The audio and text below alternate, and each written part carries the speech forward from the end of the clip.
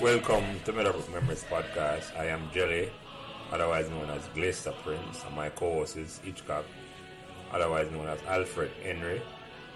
Our mission on this podcast series is to explore the stories behind the magic that was created at Meadowbrook. When over a span of 4 years, between 1982 and 1986, we saw the transformation of a small coeducational school with less than 1,200 students, 800 boys, 800 girls and 400 boys into a successful sports and scholastic champion, winning 7 major trophies, 3 Sunlight Cup, 2 Topping Cup, 1 Walker Cup, and 1 Nutriment Shield. And to crown these achievements, Meadowbrook also produced 2 Rhodes Scholars, Cavell Creighton in 1987 and Andrea Wright in 1989, both graduates of Meadowbrook in 1983. In this podcast series, we'll be speaking to persons, both males and female, who were actively involved in this incredible journey, along with friends and staff at Meadowbrook, which inspired the environment which created this golden era. We hope you enjoy our discussion. Please give us as much support and encouragement as you can on whatever social media platform you are listening. Welcome and thanks for joining us. All right. So remember to like, share, and subscribe these Meadowbrook Memories podcasts so neither you nor your friends will miss another Meadowbrook conversation. Thanks. Go. Today is Sunday, January 8th, 2023, and welcome back to another conversation about Meadowbrook Memories. Me, as usual, Glacier, our Lance, our Prince, our Jelly, and any one of them name they will do. Our 2 co-hosts today don't really need no introduction, because the first one is a legend on this conversation, as I call him the best night watchman in the business. A man thinks I diss him, but them never understand, say, without Ted Greg, no for them conversation not take place. Because whenever I call him for combat, no matter the bowling, he might come face it. He might come face the bowling. And if you don't want to hear from conversation, you can go back and listen to number 5. So, Meadowbrook members, welcome back. Donovan, Dante, Ted Greg, welcome back, my brother. Our second course was recommended by our guest tonight for a conversation with the legendary clock. And that conversation was so memorable that I asked him to come back with this conversation tonight. Because this man is special, This man, Gully, Sefton Gullylets, because him come on 2 conversations as co-host and him never come on the program yet. No other man not do that, Gully, a legend, man. Legend. I'm going to have to be a guest first. I'm going to have to be a guest first, before him come on the program, But this one, break all rules. I said, yeah, man. Young legend. 2, yeah, man.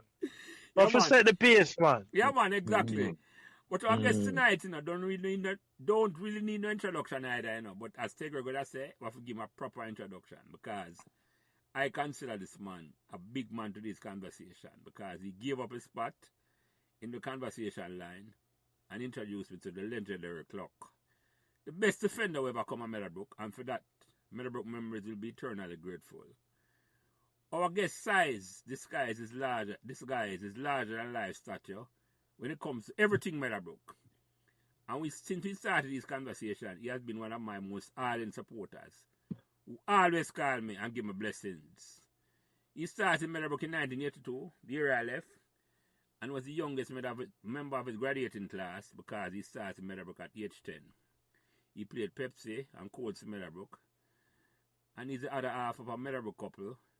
And if you want to hear about that love story from his wife, Carrie Ann, perspective, we're not forgot to episode number 30, because we're not going on a love story tonight unless he want to bring it up. He was also president of the Meadowbrook Alum New York chapter for 6 years. But without further ado, I'm going to make this short, big man tell him once Meadowbrook memories. So welcome. How do I pronounce it? Ciardi Franklin. Ciardi, introduce yourself, my brother. Blessings, Jelly. And blessings, Dante, legend. I'm a brother, real brother in a real life, Sefton Gullylets. Yeah, man. Pleasure to be here. And before we even start, Jelly, I'd be remiss if I just didn't just tell you how great of a job you're doing documenting the history that's going to go on for generations that we can always pull back on and put the pieces together and preserve the history and the legacy of Meadowbrook. So you had a good work, Jelly, and we really appreciate it. And we appreciate you taking the time and the effort for keep on doing this thing, Bridget. So it's an honor to be here. Yeah, man. Thank you. Thank you, my brother. And Dante, introduce yourself back, my brother. Yeah, ladies, man. Boy, but there again, as usual, it's a pleasure. My big brother and my two little brother, them. Skip off all, skip a jelly. You know it already. It's always a pleasure. Gully, you know, my brother, little brother, again, Pele. It's a blessing to be here amongst the man, them. Looking forward to the conversation. Yeah, man. Myself, too. Yeah, man. And Gole, Cool. reintroduce back yourself, my brother. Yeah, man. Sefton, don't know. Me not the place. Yeah, man. That's all you have Yes, for right now. You hold it. Yeah, man. I'm enough more for someone. Catching our guard a while ago, you know, because I was expecting more. More, yeah. I have to keep them thinking, I have to keep them on them toes. Yes, so All right. Welcome, my brother. So, Ciardi, that's how we pronounce it right. I want to get it right, you know. Yeah, man, you're on point. You're on point. Ciardi, not Ciardi. Ciardi. All right, I hear you. As you know, by now, you know, anybody who come on the program, them get a first question, you know. And the question is, you know, did you choose Meadowbrook or Meadowbrook choose you? No, well, in my case, Jelly, Meadowbrook chose me, definitely, because I went to St. Jude's Primary down at Waltham, near Waltham and Bay Farm Road. And I don't understand what happened because I actually took common entrance in 4th grade. The teacher feel like say I have little smarts. I'm getting my parents to sign form, and I took common entrance in 4th grade. And I chose Woolmer's and Casey because I had family members that went to Woolmer's and Casey. And first of all, I'm going to be honest, I never knew about Meadowbrook. Never ever heard about Meadowbrook. I had no clue the school existed. Because I look a backstory.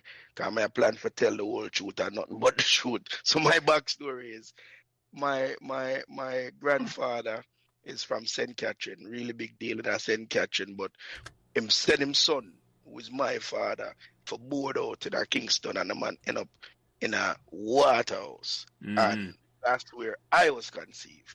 So my father is first generation Kingstonian, come to learn trade, ended up joining the army in 1973.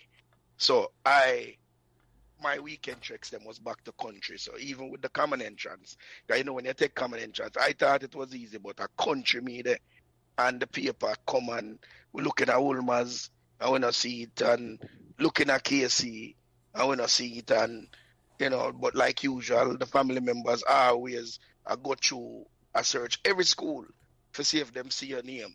But me to give up long time. But me I said the common entrance thing was easy, so me can't say, oh, me feel still. But you know, when my uncle look at me and say, yo, your name there one school here we never hear about yet. I say, which school that? Meadowbrook High School. I say, which school that? No clue. But because again, my father was a soldier at the time, because he had about 1981 going into 82 now. And so him know Meadowbrook, the place, and he knew of the school. But you know, as youths from the inner city and from the garrisons, we don't really go that side. So no, Bridget. So Meadowbrook choose me because my father was so happy that my pass common entrance that there was no choice or any options of no transfer or anything. Wherever school you pass, they say, yeah, go. Go. So Meadowbrook it was. So you're coming out of school at a very young age then, man? Integra when I come out of school, brother. I'm born 1971. Do the months. I think September school. I'm a birthday in November, so I'm 10. I'm bridging everybody will know me. When me said 10, me look like me about 6. Yeah. It's smart.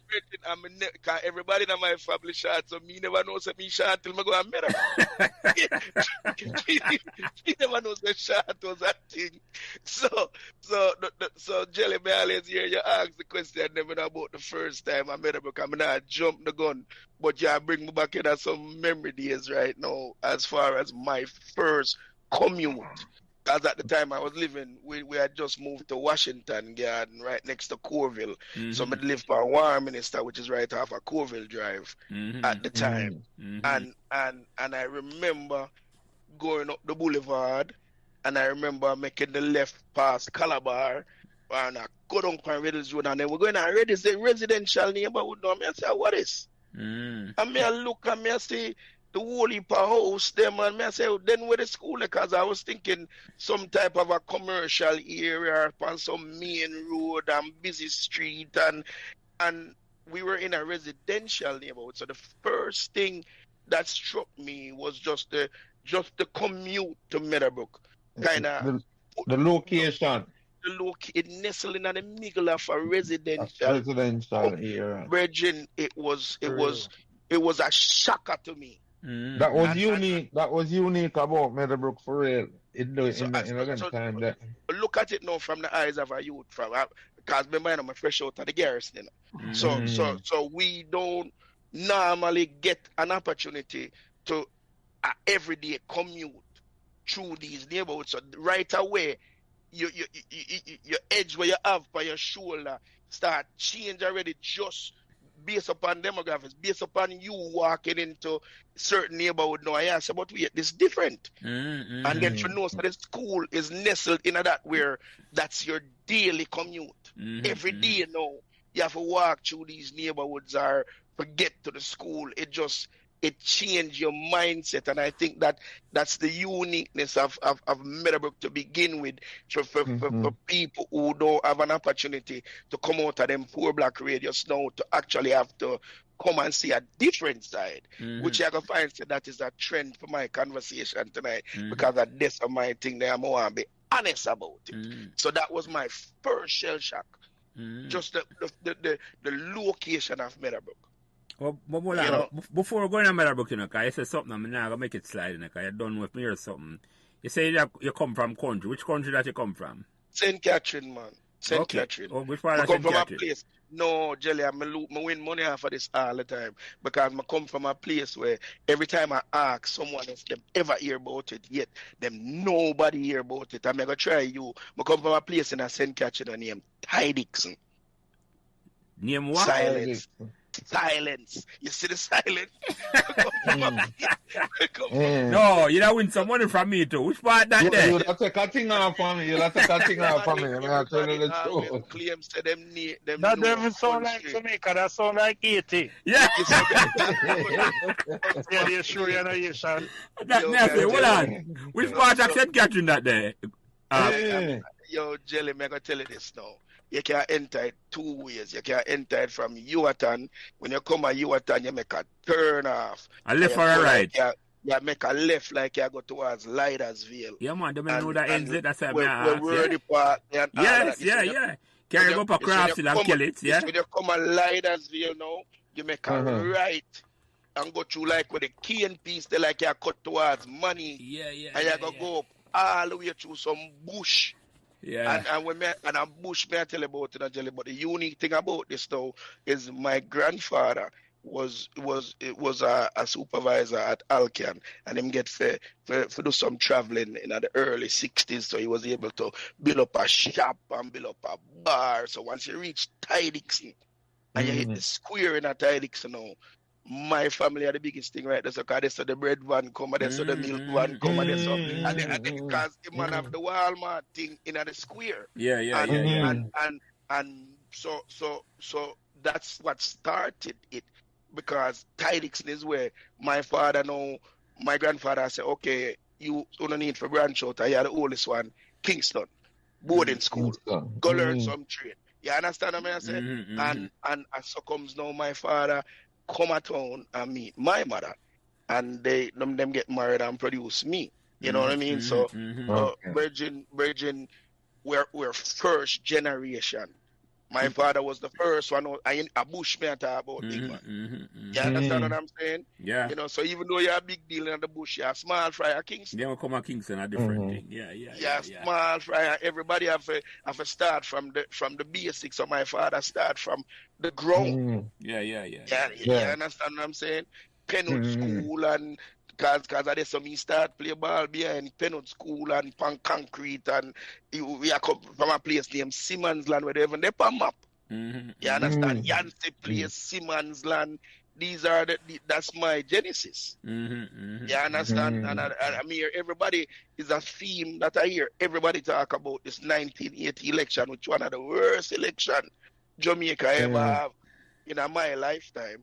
And that's it is the worst. And that's how we end up leave Waterhouse, Virgin, and end up at Washington Yard. Violence. It's a combination of things. My father in the army, my mother get a job and manage the factory, New York. Yeah, man, right at Beer Farm Road. Right at Beer Farm Road. Man used to work at a factory too, yes, and we at my mother work. That's what my mother work. Yeah. That's how my mother work. So the combination of that now give us the opportunity now to take it a little step up in a Washington Yard. You understand what I'm saying? But when I say little step up, I don't want to jump ahead of myself, because until me end up a Meadowbrook, me never know the other side. Yeah, I know some people could have lived them way there. They're dropping out the melting pot, this one now. And that's at the melting pot, you know. If any stories, Bridget, we have stories like that for days, and I can tell you, it's not unique, because behind the doors, we have so much brethren that come from the inner city, and we're just as shell-shocked as me going to Meadowbrook and seeing this new reality where man like Gully them. Gully live up on the hilltop, you know, so Gully don't know what me at about. Yeah. And we can't go to the garage that one time, and Gully says, Ciardi, where you can? Yeah. So hold on, Ciardi. The first day you come on the campus, and you come in at the residential area, when you actually reach on the campus now, what impression you get? No, all right, so St. Jude's Primary, even though it depend Waltham, it was a Catholic school, and it had structure to it, and the mass and this and that. So St. Jude's wasn't like a hole in the wall school, you know, even though the garrison, you know, they took education serious. But when I came to Meadowbrook, again, is a continuation of the shell shock, because now you see the neighborhood, but then when you reach a school now, you're blown away again, because you have this mindset, so you're going to this uptown environment, and then you start see the type of car them where pull up and a drop off picnic, and the picnic them, and you know when you come from the garrison and a khaki clothes, you know, say the tailor make the pants there and make the shirt there, you look and you see people in a, like I can distinctly remember first farm, the youth of name Richard Lard, and them gonna hear this now, but Richard Lard, the Monday clothes, you can tell say under the tailor downtown make it. You understand what I'm saying? The man the khaki a different color, and the man they have on them moccasin, and the man they have on them the watch where you can play Pac-Man, but everybody remember our first farm here, you know. Richard Lard, him brother was in my class, you know, you are Lard. Yes, man. The man them I too good youth them too, you know. 100%, man. 100%. Yeah, you are Lard. But right away, you're faced with the reality. Say, wait, something wrong, I say, no. This is not the norm. This is not what we used to. You understand? So if you're not strong within yourself, the first thing you're gonna do is dry in our shell or become reserved, because your reality no match up with what you see. So Meadowbrook to me was like Jelly, the best way I can describe it was a different world. It was a totally different world from what we used to, and there was no preparation for it, because it's not like me go tour the school and know the school and decide to me I pick for the school, and no. Yeah. And when me come up there now was the first time I was faced with this reality. So it was shell shock, brother. Shell shock. So apart, let me ask you this question. Apart from say the student them way I say and the carry them and them thing, what the campus itself in terms of how it lay out? Because well, as a little youth, it look big to me, Jelly. It did just look big. Yeah. And I mean, by the time you come to 1982, because that's the year me leave. Because I just come out of Meadowbrook in 74 now. The wall never did it, a big wall never did it. You could have just... Yeah. I just had a little gate. There's a gate. We never have no wall, Tigger. We never have no wall. But when you leave, no wall never did it, Jelly. The wall come afterwards because there's a little fence and the willow tree. The wall coming about 83. 84, the wall come in. Jelly, remember when me come here leave, so wherever you leave that, me come see. Yeah. About 83, the wall come in. Little after me leave, then the wall come in. Right. Yeah, little after they leave, yeah. Because when we bowl up on the top field and all them with and the ball the concrete up over people yard. Yeah, man. The wall never did for stop none of that. Okay, you're right. No wall never did. Yeah, so talk to me about that then, because I remember the willow tree them and the greenness of the place, and the willow tree, there's a whistle, Pele, there's a whistle throw, I'm not saying, Yeah, man, it was picturesque, man, and it was something where you look forward to, coming from where I'm from. It's like you're going to a different environment, and it was new and it was exciting, and everything about the school I love from day one. Love from day one. Yeah, man, love everything from day one. It was like love at first sight. Yeah, man, I love from day one. Man, whole heap of trees and remember even round behind the auditorium was trees and grass and all them. But let me ask you something though, Pele, because the question is, coming from the environment where you come from, inner city environment, the garrison as you call it, you could have taken that road and you could have come with an edge and a certain set of facilitated. How come you never take that attitude? Why you take that attitude? And I said, why? We just go embrace that school there, Jelly, that's a very good question. And I'm going to tell you why. The answer to that is because of people like Gully and people who never make you feel less than.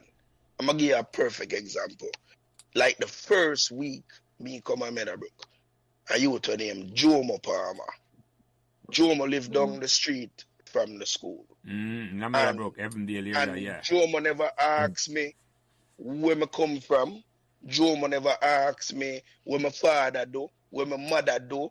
I just him classmate, and them I go down in my yard after school, go play Atari.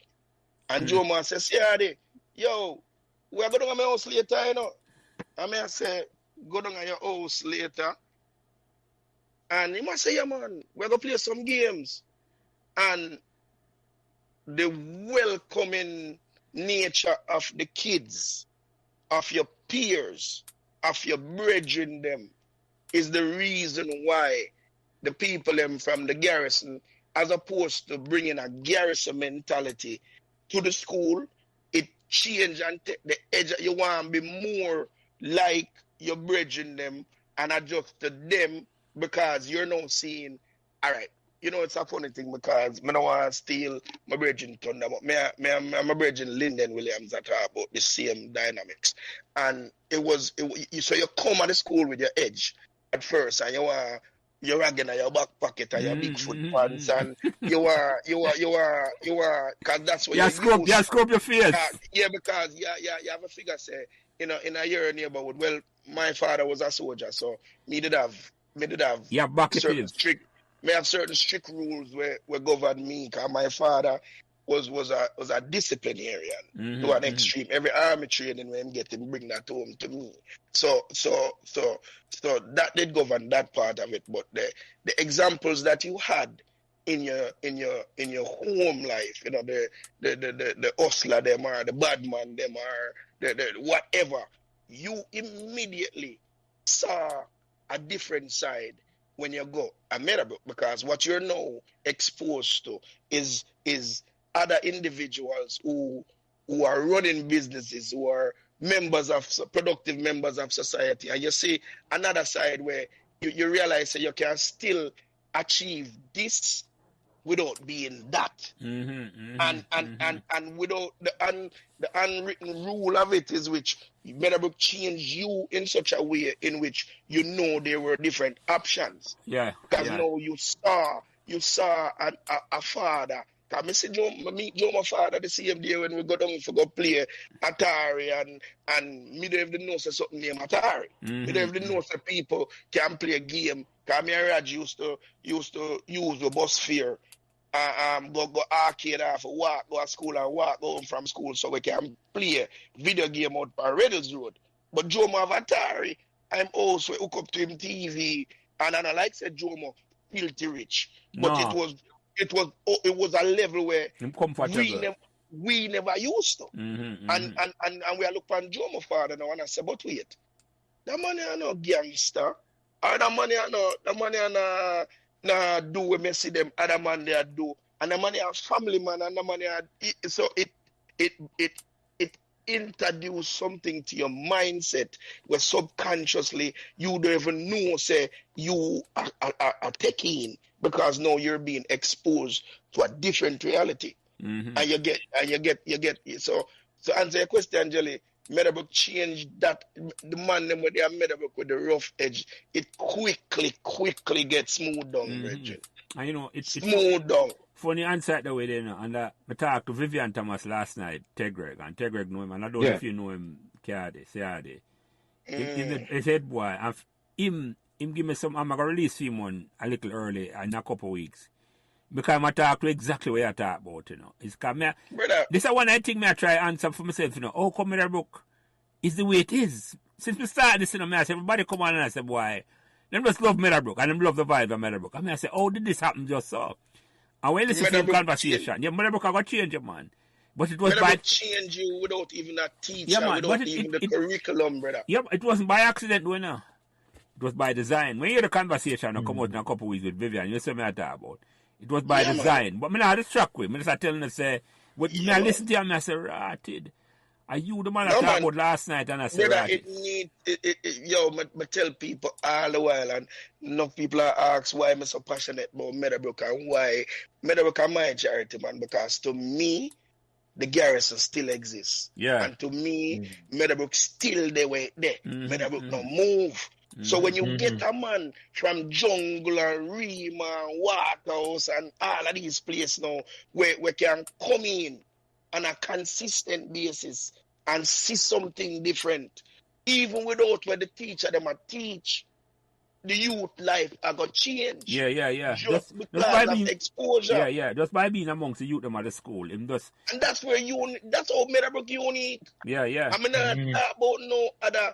I mean, this not other school, because I'm sure Meadowbrook is not the only one. But me, I look around and where KC there, where Woolman's there, where GSC there, it not offer the same thing. No, it can't. You know, it can't. Them can't. It can't. It not offer the same thing, brethren.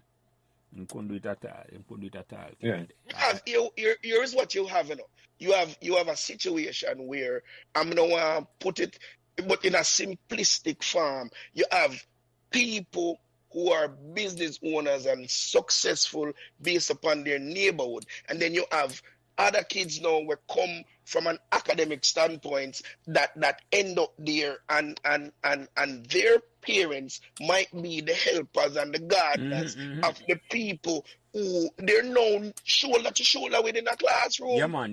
So Meadowbrook level the playing field. Yeah, man, yes. It was a great level. And nobody never go on any better than nobody at all. Nobody at all. Not in my experience. That never happened at all. Even when me might say, boy, Jano, say, my house don't match up to your house. I'm never why you come at my house, me I come at your house, because your house. But it's on me. And my brethren them would have come at my house if me invite them same way. And just to say something like Meadowbrook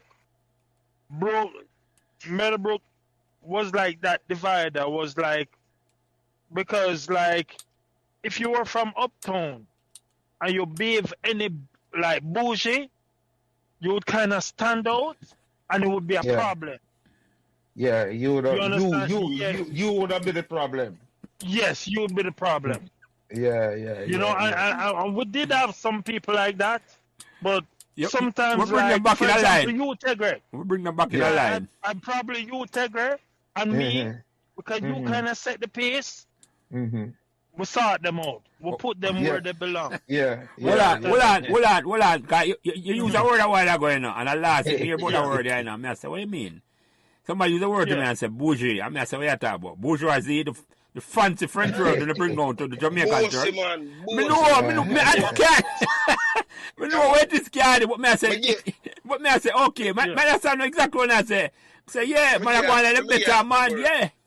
Me give you a story, Jelly. I remember, you know, my old man used to drop me at school, and sometimes he used to take the bus and take the bus up the boulevard and then catch a 37 go down.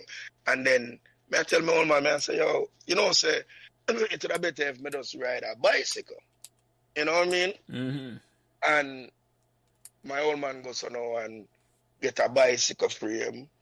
And him get a front wheel over there, so him get a back wheel over there, so him get a seat from there, so and him put a bicycle together. And my bicycle like my chopper and I ride it, you see. And so to me ride bicycle, we have some youth at Meadowbrook we ride bicycle too.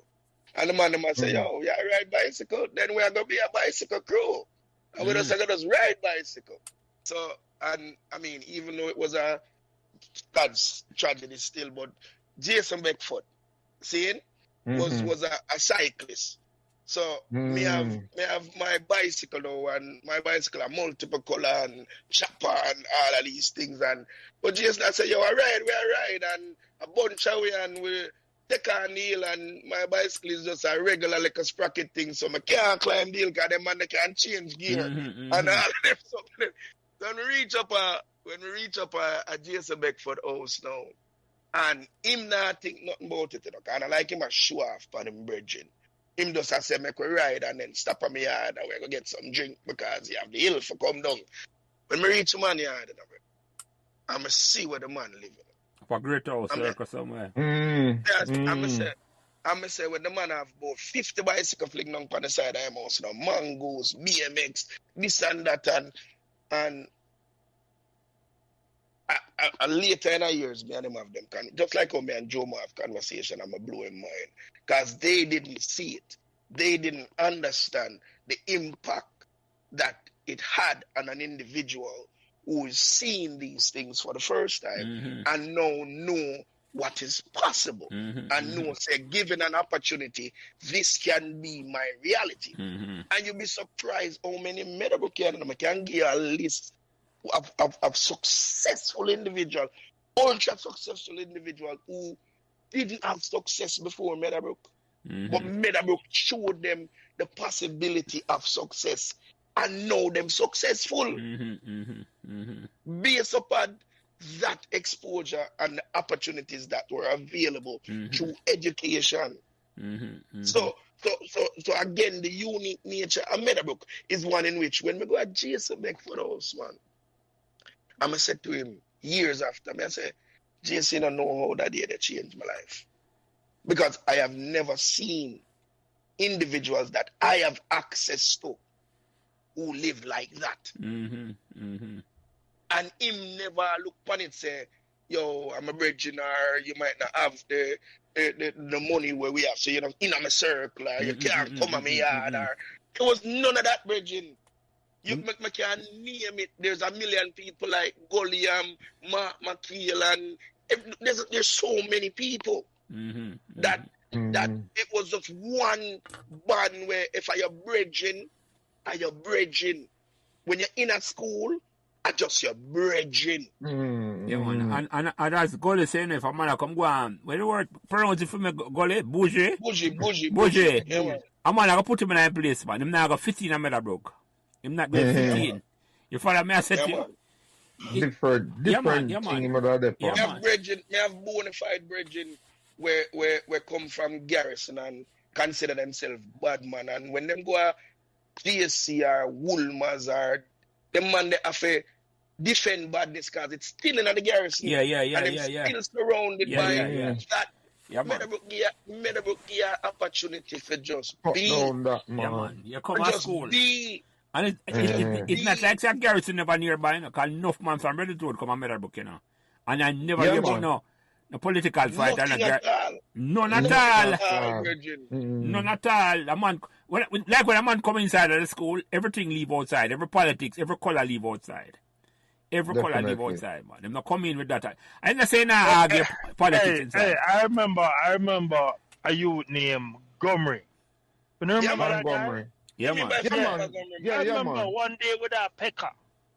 And Gomri come in front of me. Them tell me my first saw him in a car. Two of my friend them were in a third farm and fourth farm like Tegre and Coombs and all of them man there, you know? So this little man come in front of me. So I say, yo, my youth, it's a line. Join the line. Yo, the man I choose some cake with some ice in, and the man just arc it up and just spit it right in my eye. Gomer come from Reddish Road. Yes, man. Never forget that. In my Martin Young apart. Never forget that. And I tell him, come on, pinch me and say, yo, I'm mad man around the place, you know. Yeah, man, I must hold it. Must hold a little spit. Yeah. Yeah, Gomery, me and Gomery actually go primary school together too, you know. And go Meadowbrook together. Gomery nice little cricket through ball things too. A nice little cricketer too, you know, Jelly. Yeah, nicely, yeah. I want to sell a boy the tea for my Pepsi jersey too, you know. They go in there past Radio Show, see if you can go up in the lane, you know. So, what I got it? I see hold on there. So, what's some of the teacher them meet when you just come to Meadowbrook? Name somebody teacher them, we remember when you just come to Meadowbrook. Yo, listen, man. Me the same name them where everybody come on and talk, but you have somewhere that stick out. Got Mr. McGregor, obviously because I'm height. Yeah? When we meet Mr. McGregor, man, I said to myself, so boy, there's hope. You get a teacher upon your side, yeah. And I'm full of confidence. I have this Napoleon complex. When if the man come on the class and him walk in, you understand what I say? And then we had a Spanish teacher. I think we just started a thing in her honor. But we used to give her so much trouble, man, because she would come one door on one side, I would lock it, and she walk on the next side, I would lock the door, lock out the teacher out of the class. I mean, I tell you, shit. But yeah, the regular teacher, them Virgin, all of the teachers that I've mentioned before. But my history teacher, I can't remember her name though, Tegre. She made me love history. I made up get all I want in history. What's your name? Smith. Yes, man. Smith. Man. Yes, man. That teacher. I know Mr. Jamaica not talk about. Love history, man. Actually, same one, man. Love history. That's I want to all of the man them would never used to go history class. You know, I think I get a one in history, man. I think we'll get some good history grades as a result of that teacher. Get a one in history. Yeah, but Mr. Year and Mr. Phillips, you know what I mean? Mr. Year, when I find myself just feel special because I enough drive me get go bottom field in the VW when I have enough floor. Where I have to catch your foot and I watch the ground. You know what I mean? I'm used to always feel special when I get a ride, you know what I mean? Yeah, man. And then them can me because I come Meadowbrook. Cause here Gully just talk a while ago say man in a third farm. I remember me telling me and Gully 3 days apart, you know. I made it a third farm when Gully their first farm. Yeah, so that's how early me go Meadowbrook. Gully are my age group, and I was with the Coombs and the Jocelyn Rick. Why am I say Jocelyn Ricks? It's not. I see them man that look like somebody's father, you know. Gully can't tell you the joke. I always tell you know, when me go a bottom field the first time, and the man them a change, you know, man. And I see Stephen Coombs and Jocelyn Ricketts and a youth named Jerome. The man they big in a Reggie. Jerome. You remember Jerome? Jerome. Yeah, man, we used to call him Big Youth. Big Youth, yo, Bridget, we have a killer defense line. Jerome and Stephen Coombs. But Bridget, the man they're so big. When the man them has a change, man, I say, no, man, the man look like somebody's father. I take off my clothes. No, yo, Bridget, 100%, man. Remember that like it was yesterday. The man them have a running joke we say, me the only man in the first farm when them at the school, when them at the class picture, and them take the picture, everybody is a half a picture. Me have a full body. You see all my shoes. Yeah. Man, they kill it with care. Yeah, so look a bit. Name some of the friend them where you remember where you meet in the first couple of years at Meadowbrook. Jelly, unique in my situation, you know. A lot of my friends from first farm are my friends today. We never lose touch 40 odd years. And we are still bridging, you know what I mean? I can't tell you about obviously Raj Mason. I can't tell you about my Pepsi team. I talk about Andre Goodison. Man, I'm bridging up to today. I talk about, well, Tegra, we know our team still, but we have Jocelyn, we have Jerome, Carlos Pattinger. Carlos Pattinger was there. You have Goodison, as I tell you. You have Bernard, Kingsley Bernard, a man they play right back. And then I already tell you about the defense line. Midfield, you have Raj, you have Goodison. Well, Pepsi days, I remember who the dep on, who else the dep on, but me the dep on the right wing. You know, I remember he'd have P bro. Cause you know say a Pele, a P bro, me know say me get the name like a Pele, you know. I him tell me the story, you know. Me never know that. Me remember that story there, you know. Me only remember what happened. I didn't remember that it was P Brown. Talk about that, because I'm going to ask you, we get that name the Liquor Pellet, which is what the legendary P Brown I'm talk about. Yeah, man. You're a nemesis. You're a nemesis, Jelly. Yo, me tell him, me tell the story. That we were having a little get together. Unfortunately, Dante did miss it. But we there celebrate Raj, and we there over face and P Brown come on and me I yell up P Brown and cause me and P Brown are always cool, and P Brown say, Pele, you know, say, I have you up for 36 years. I mean, I say, what you mean? Man say, how you get the name Liquor Pele? I say, you know, say, we don't a bottom field. When we just either we are try out for Pepsi or training or some interfarm game or something. I remember Mr. Year and Mr. Phillips they on the sideline and me I play the wing. But through me lick a bit, me have to work extra hard for prove myself, for play with the bigger youth them. Because I'm 2 and 3 years younger than them, but I'm a peers because them in our first farm with me. So the right back kick a ball hard on the ground. I mean I take off now I run towards the ball. I'm here when Mr. Ear or Mr. Phillips tell whoever was the left back for go get it or something of the sort. Me hear the footstep them a come behind me. And me never turn my head and look.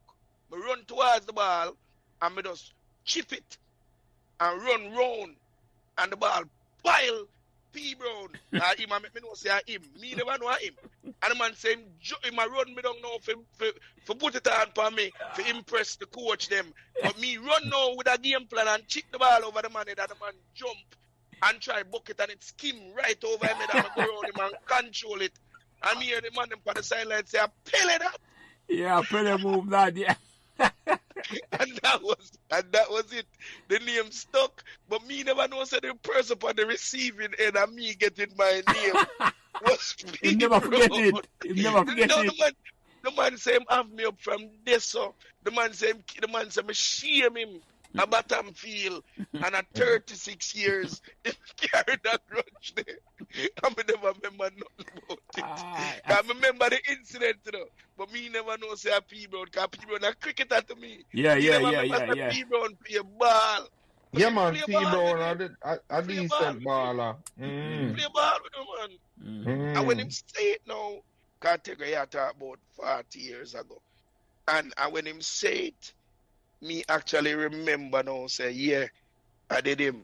Yeah, man. I in your pile. You give him a nice, you got trip Yeah, over man. me. Yeah, because him jump as far as him can and the ball just skim right man. over him head. And sweetest pile them there. Control. Sweetest yeah, man, I'm stand up and wait back on him.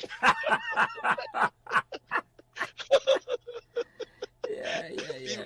People vexing me, but people say forgive me because if him never tell me say it was him, me couldn't know say him. So me would have never have it for talk about because me never know say a period it happened to. Yeah, man. But may I ask you something that talk about sports? Because you come to Meadowbrook now and you love Meadowbrook from day one. It never matter to you how good they were at sports. But you come and Meadowbrook starts to develop a sports reputation. We had one year you come. And how you feel when you come in an environment where you see Meadowbrook just start to win after we start? Bridget, I can't tell you this. The kids them were come in a 82. Well, me can't talk about myself. We never know about the losing. We never come into a losing environment. Because we, from the get-go, from already, it already started, we already came into a winning culture. Where, as far as me know, we did have some baller. And we were giving the big team them a run for them money from the beginning. No, we weren't no walkover from Pepsi days. From Pepsi days, we had the good. Then we're going to Colts. Our Colts here now, because when we reached Colts, we were winning. Take away, we had the good. Our Colts here, we had the good. Yeah, man, we getting on. We were competing with, beating the best that there was. Because when you would play Colts, you really should have won that year there with 100% with Goodison and Curlew, Clock, yourself. We had a great team. A big team. Remember, we end up go some penalty shootout thing at Stadium East. The semis. Yeah, with GSC or something like that. Yeah, remember saying they play 2 semifinals because they play a champion team where them said was the big side in the competition. Man. Yes, man. I want to beat them. I want to beat the champion team.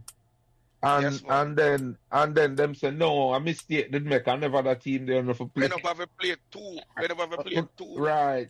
Yeah, I'm gonna end up have a play back GSC on losing a penalty shootout. We can beat them still. Bridget, we have a wicked side. Wicked side. Cause we end up when we won Walker Cup and Nutriment Shield, you had youth from our cold side, which is Raj, Goodison, Curlew, and Coombe. And they end up go play a Manning Cup. And Jelly, this is another one of my crying moments. Because me, even though I'm 3 years younger, 2.5, 3 years younger than the man them, made it hurt. Because me so little bit that all I have is the heart. And when me the thing say was the skill, but my body did too little bit for go compete against the big man them where I play a Manning Cup. You understand? So when Raj, Goodison, Curlew, and Coombs move up to Manning Cup, but it crush. But your size couldn't match it at all. Brother Jelly, I was crushed. And then now, miss a year, and that's why I have to give them man the credit, because them man they look out to the mental well-being of you. Because the man them pull me to the side, and the man them must say, yo, Ciardi, listen, you have a whole heap for offer, but you can't manage Manning Cup and you're young enough. Regina, when me there fifth farm, me I play Colson and Jelly. And Mr. Year and Mr. Phillips say, you need to go and play and lead you them and bring, plus you're still a little bit young enough, so you bring some expertise and some, but never want to hear none of that. Because my peers, them gone a man in cup and a man in cup me for the people them even appease me because enough people even know this. If you look in at the book, when them a list, the yearbook when them a list the man in cup team, me name the pan it. And me never play one day a man in cup. Yeah, go ahead, Gully. So like you or something. Yeah, Ciardi, when I came to Meadowbrook in '84, you were in third farm. Man, you play Pepsi, you know. That's what I tell you. Yeah. My first year at Pepsi was your last year. I mean, I play goal. So me never get a chance based upon my age and my size. I mean, I gotta say my skill. My age and my size. The man them make me go play with me play with all Borough Gully. Come the time me I play with Lovelock, Kerry Lovelock. I play with a youth named Pepsi, we used to live on Waymouth Drive too. And we have some good time, but me the disgruntled. Me never happy because me feel like say, yo, me a big man, me supposed to there with my brethren them, or me a play with the little youth them. So me never, that was a very, very, it was a valuable lesson to learn, but it was emotion. Yo, me the vex, Greg. Me the vex, man. You know, so the baller, the Kerry Lovelock was a decent baller, you call him name. Wicked baller, man, from Sherlock, man. One of the man them where you don't hear much about him, but he was a decent baller, Kerry. Lovelock a general. So you're coming out of school then? You're coming out of school then? Like a baller, like a Twitter type of baller. Twitter nice big time midfielder. Twitter big time baller. Yeah, man, control midfield, man. The man that way you call midfield general. Yeah. So when you come out of school and then losing on the your mentality at all? No, Jelly. We work no pushover, and we in every game. We remember we go like, but if we had talk that story, we go at Tivoli have a run left all the bus, so we go because the man them say, yo, if you ever score again, and we score and the man them start stone, we man we have a run out at Tivoli, man. We never really lose. We don't lose. Them time we go a camp and go beat them up. Everywhere we go, we have a chance against the best of them. Man, we weren't no pushover, Jelly. We weren't no pushover. We never have a losing mindset. It wasn't a situation where a team a face Meadowbrook and feel like, oh, a easy win that. No. The culture did change long time. By the time the whole time. The whole time because we are look up to the man them where we are see Lukey, we are see the Gobbler them, we are see Twitter them. We weren't no joke. Yeah. So you were not surprised then when we win Walker Cup in '86? No man. We're supposed to win the whole thing. Well, I'm just going to ask, why you think we never win the whole thing? Because we were the best team that year, without a doubt, We didn't win the whole thing, man. We just choose the wrong time to have the bad game. Yeah, we peaked. Yeah. I saw the bad adjustment. The adjustment was too late. With Bobby attack go up front. Yeah. A two game Causeway the Manning Cup. 2 games. The Woolmers game, and I don't that because we lead Charlie Smith. And Charlie Smith end up the finals the year. We lead Charlie Smith 2-1, and in the 90th minutes, Chris Dias just get to the point and equalize. But we have the best team. That name the way you call give me my most embarrassing moment in a soccer. Christopher Dias, Belly. Man, Kingsley Bernard broke some part on our foot. I remember where Kingsley broke it, man. And we are playing either in a stadium or Stadium East. We are playing on a big stage. And we are playing Charlie Smith. And the man them says, Ciardi, you can hold the back, the right back, man. Cause Kingsley broke him hand or broke him foot. And the man Yeah. put me in, you know, for cover Kingsley, you know, man. And may I say, through me have a striker mentality, me, as soon as Belly pick up the ball, you know, man, I go at the man 100 miles a minute. You know? And the man just shift the ball to the left like him I go towards the sideline, you know. And just dumb me back and push it through my salad, you know, man.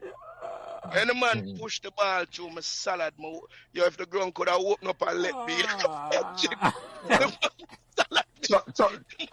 Trust me, Ciardi. I will leave a man in a Jamaica feel that from Belly. Reggie, Yeah, man. Reggie. The man make it look so simple, you know, man. When me tell you when the man salad me, you know, brother. And even as big man in a jelly, we are play a competition in a Evander Child in the Bronx, you know. Yeah. And I said, me see him, you know, him come out there now. And I said, Belly, you hear me? Any chance me get on the field, me go kick you, you know. Yeah. And I must say, what you mean? I said, brother, you salad me. 1980, whatever. Yeah. You remember that? I mean, so you mean by remember that? Brother, you salad me a stadium. Me have how much I'm a friend them in the stands. And we are playing on such a big stage, brother. But you salad me. But there's great precedent to that, you know, Ciardi, because there's a brother, I come Meadowbrook, used to captain the Manning Cup team in the 70s. A brother named Bonnie Morrison, Leonard Morrison. And him man. I know Bonnie, man. Yeah, man. And him man. Bonnie, I'm a virgin, man. Bonnie, they are Bronx right now. I'm vision and feel. Yeah. Some year. He might ever was good. To Bonnie all the while, man. Yeah, man. He might ever is a good friend. So they play on the Manning Cup team, they would beat KC. The first time I beat KC. And that year they would try to go far again, but I just some stutter early. And Bonnie. He man dada skill, which are Belly bigger brother, Horace Dias. I mean, if you know him. Much more skillful than Belly as far as me concerned. And Bonnie, and even I see him coming into over, I think this is coming into over Portmore. I forget how them use. Independence City, Bonnie them used to live. So them are better than gambling, and I say, just leave him for me, man. And Bonnie make after dada skill. And when dada skill shift him, upon the cycle trap, Bonnie end up, you know.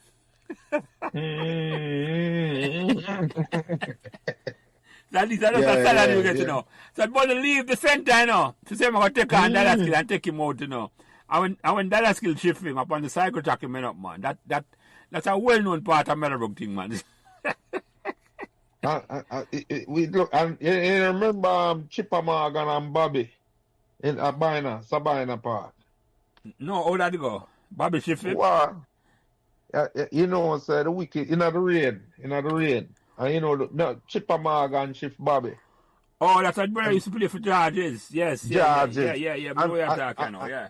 And the wickedest thing, the picture where the man them capture the worst part of the thing in the Star the following day. And I got them on the back page of the Star. With him a mash him up? Yeah, man, with Bobby with the 2 foot them in the air, and it was a terrible piece of thing. I used to Chipper stand up with the ball. Yeah, man. Yeah. I laugh after Bobby about that, man. Yeah, and Bobby has another general. I'm bridging that to him there, Brooklyn. Yeah. But you asked me, I lose my train of thought. But you asked me about my bridging them. But when me come on Meadowbrook bridging, immediately I was within a group. Again, because I go 7-1, 8-1, 9-1, 10-1, 11-1. I Meadowbrook, and a whole heap of I'm bridging them and sistering them was there from day one, and we went the whole way through. And you know, it's not just guys, because some of my closest friends, them up to today, we may still have conversations with are females. You understand? And you may talk about Lisa Campbell, me talk about Denise Thompson, me talk about Kathleen, me talk about Wendy Wiedemeyer. If you ever talk to Wendy, she go, tell you one terrible story about me, about how she have a scar on her chin because of me. Because we come from Matcha Stadium East and we are walk go across road and we are past Swallowfield. Me, Robert, Paul God, Donovan Ashley, Raj, the whole of we and a man just come out of Heart Lane out of Swallowfield where me see look like a gun. And him said, don't move. So me think said the universal rule is as a little youth when them say don't move, that mean run. Mm-hmm. I don't know what else it's supposed to mean. You know what I mean? Because I saw the field with there, I walked through and a man said don't move and the only man who stand up was Donovan Ashley and him get robbed. And the man them rob him and box him, but you know when me I move towards Crossroad when they say me liquor down. I run over. Never stop. But that's how me remember the story. And that's how me remember the story. But that's how she have the story. And she said she have the scar to prove it. Yeah, man. Yeah, man. So obviously, but, you know, when I say I may talk about even individuals, I talk about we're not in my class, but in my ear, you know, you talk about Juliet Brown, Carlos Pattinger, you talk about, obviously, I mentioned the ball of them already, but I don't know the ball of them, Gerald Daly and Richard Ladd, and them people are people who are still on my phone 40 years. You understand what I say? And obviously, Jelly, you know that I Meadowbrook meet my wife, and that was from first farm. You understand what I say? And I'm a first girlfriend, and you know, so when you talk about Meadowbrook, you talk about my life, you talk about my everything, you talk about if my list off my best friend them, you know, with the exception of maybe one or two, is all Meadowbrookians. The people them when I talk to is Meadowbrookians. It's like it's my life, Jelly. It's my life. You know what I mean? So, it's my life. It give me my wife. It give me the backbone for everything that I have accomplished. Where I feel as an adult, the catalyst, the launching pad, the changing point of my life. What changed my trajectory? Whatever successes I have accomplished in life, me attribute it to Meadowbrook. To Meadowbrook, yeah. But may I ask you something though, because usually if me hear something, I can't make it slip, you know. You talk about your wife and me I say, right, because she come and give you her story, you know. At any point in your life, after you meet her from first farm, and she just disappear out of your life, did you ever think, say, you and her are not back together? No, Jelly. Not in a million years. And it's funny because she said a story how she said, but through me so connected to Meadowbrook now. Me start my own business and me I move around and I deal with customer. I'm going to this printing place and I make some deliveries. And I walk past one of the printer. And I see a youth. And I say, no to that. No Alwyn Rose that. And sure enough, it was Alwyn. And I start go that place that daily go have lunch with him at daytime and just kill time. And the man said to me, yo, Bridget, them have a Meadowbrook organization in New York, you know, and every time I go, this lady always asks me if I know if I get in touch with you or if I know anything about you. And I say, yeah. And him say, yeah, man. As a matter of fact, Bridget, me go carry you over there. And when the man carry me, go a carry house, and we saw each other again for the first time. This lady have tears in her eye. I don't know what she cry about. You know me, I say Bridget, because you talk about some whole heap of years has passed, and she left in her third farm, and she looked different to me. She looked different. And she have a mole by her nose. So it's when she turn her head now, and I see the mole. That's when everything just come right back, Virgin, and it was like, I couldn't believe, you know. So needless to say, yeah. So Meadowbrook is very, very, very, very important to me, So Bridget. go him now, I tell you if him cry or not. You say him just slide past on some superficial levels. And up on the surface level. But you have to understand, Bridget.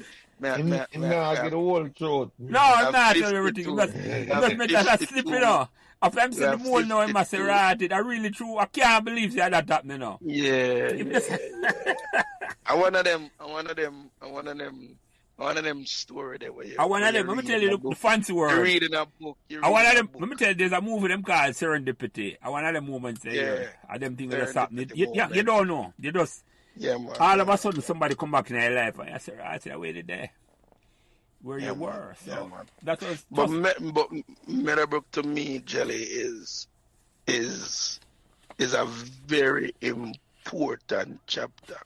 And I can go on and on with stories, just solidifying the fact that it's all that you the wish you did press him a little bit more, because the story is so unique, because again it's another genesis of a youth where come from humble beginnings and take it to certain levels, and the common denominator that you can see the trajectory changing is Meadowbrook. So Raj. Okay, yeah. And most people don't expound on it enough. I know people right now where run, I wouldn't say Fortune 500, but running big corporations based upon them Meadowbrook education. Them now have no only vowels and stuff behind them name. I just them Meadowbrook background. I push them through, Virgin. It's so when you see we are champion the because government cut funding and a whole heap of things, because we don't have the past student association where is a cult like a KC. Not yet. But Jelly, this is may I tell you that this is important work that you're doing right now, helping to build that, because I find there's a whole heap of people, when you ask them, did you choose Meadowbrook or Meadowbrook choose you? What I am finding is that there's a whole heap of people where Meadowbrook choose them. They not picked for Meadowbrook. And because of that, go ahead. Them not no regrets at all. Meadowbrook choose them. What kind of regrets, man? So I think all we have to do is continue putting the work, because it's very necessary that a school like Meadowbrook stay open. I stay Meadowbrook. Yes, my brethren, it is very important. What we want is a new vision in terms of where it was. Okay, I think we kind of lose who we are as a school, and that have to do with leadership. But we were beneficiary of that leadership, You hear me tell you? Brethren, I'm walking in Meadowbrook from day one, The faculty, the principal, everybody set a tone. Where you know where you're there. You know where you're there and what it was about. You come for contribute and make it's like Meadowbrook are prepared for be a Jamaican citizen, man. We're gonna run the place, man. And that Meadowbrook was a leader. Yeah. Meadowbrook was that, man. Meadowbrook is it. At the end of the day, what it does is it prepares you for live in the diverse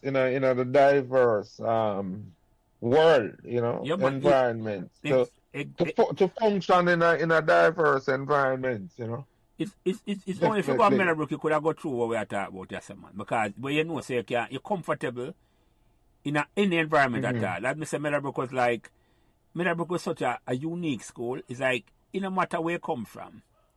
You see me, I said, when you come to Meadowbrook, it's like a one place. And you can go uptown, downtown, and I just Meadowbrook same way, man. In the other school, nobody never make you feel say, boy, you're out of place. And you not make a man feel out of place either. You're not come down a grudge. Meadowbrook give a whole heap of opportunity, man. I have all my brethren like all Kirk Swaby. And man, they drive come to school, and them man, they take on road in a car. And if I want to try for drive car, I have opportunity for drive car. Where these are opportunities where it might be something that is simple but it has such huge impact and meaning because again, me keep on. Me's like a broken record. It just opens up the possibilities, Bridget.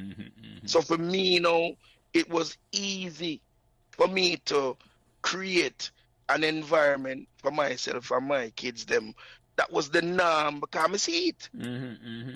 You never matter where you come from. I say, boy, opportunity there. I say, I look on it. Where I talk, say, brother. Jelly, we rub shoulders with the movers and shakers, and then you in return understand from early, from first farm, that it's possible for you. You can do it.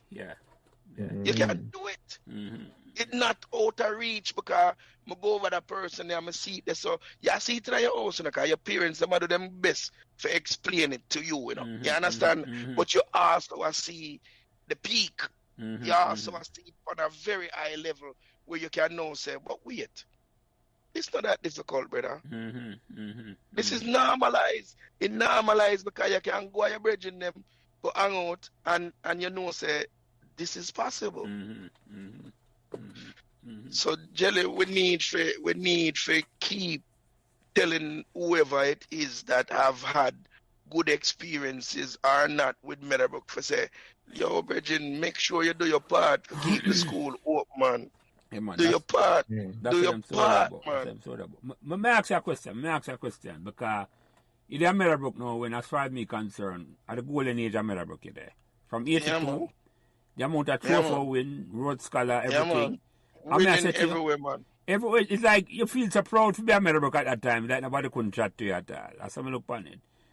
So my question to you is, of all of them incidents and them stories, them achievement, which one stand out to you the most? Which one are the most meaning to you? Virgin, you say that walk up my nutriment shield here. Is it true? Come up in at the ball when it start out, and because my peers were on the team, and because me feel like me up on the team too, it's like it's a different kind of feeling when we win. It was validation. Even though we did feel like we have to win the whole thing, but when we won Walker Cup and Nutriment Shield in 86, I believe that actually, when myself validated, we always felt like we were the top. We always felt like we were the team to beat. We were the team. And that is validation to say, yes, we are. You know what I mean? Because when you dip on them bus ride there, when you show up, the level of respect where you get from other schools where have established programs or maybe used to look down upon Meadowbrook in the past, it was mutual respect. We never walk in a no environment and felt like you were better than us or we were beneath you in any way, shape, or form. Nobody could intimidate you at all. None. No. A matter of fact, when we lose, it was a terrible feeling because we always feel like we're supposed to win. We're supposed to win, yeah. We never feel like we lose no team to no team, or we never get no 12 love or no 8 love or no blow type of stuff where we always feel like, with that shit again there, we do this a mistake that we make her because we're supposed to win. Yeah, man, that culture that is well established by the time in that golden age, man. Want to win in 82. It was just a common. But tell you, it wasn't just playing at a school, It was the interfarm competition. It was the host competition, them too, man. We did have some real superstar athlete. And always, everything you have a mark where you say, I don't want to go call the name where popping on my head. I want to know the real name. Because I don't want to go call name where at the time we never know. So we call people name outside of them name. But say, for example, track and field. You know who you have to beat because we have superstar.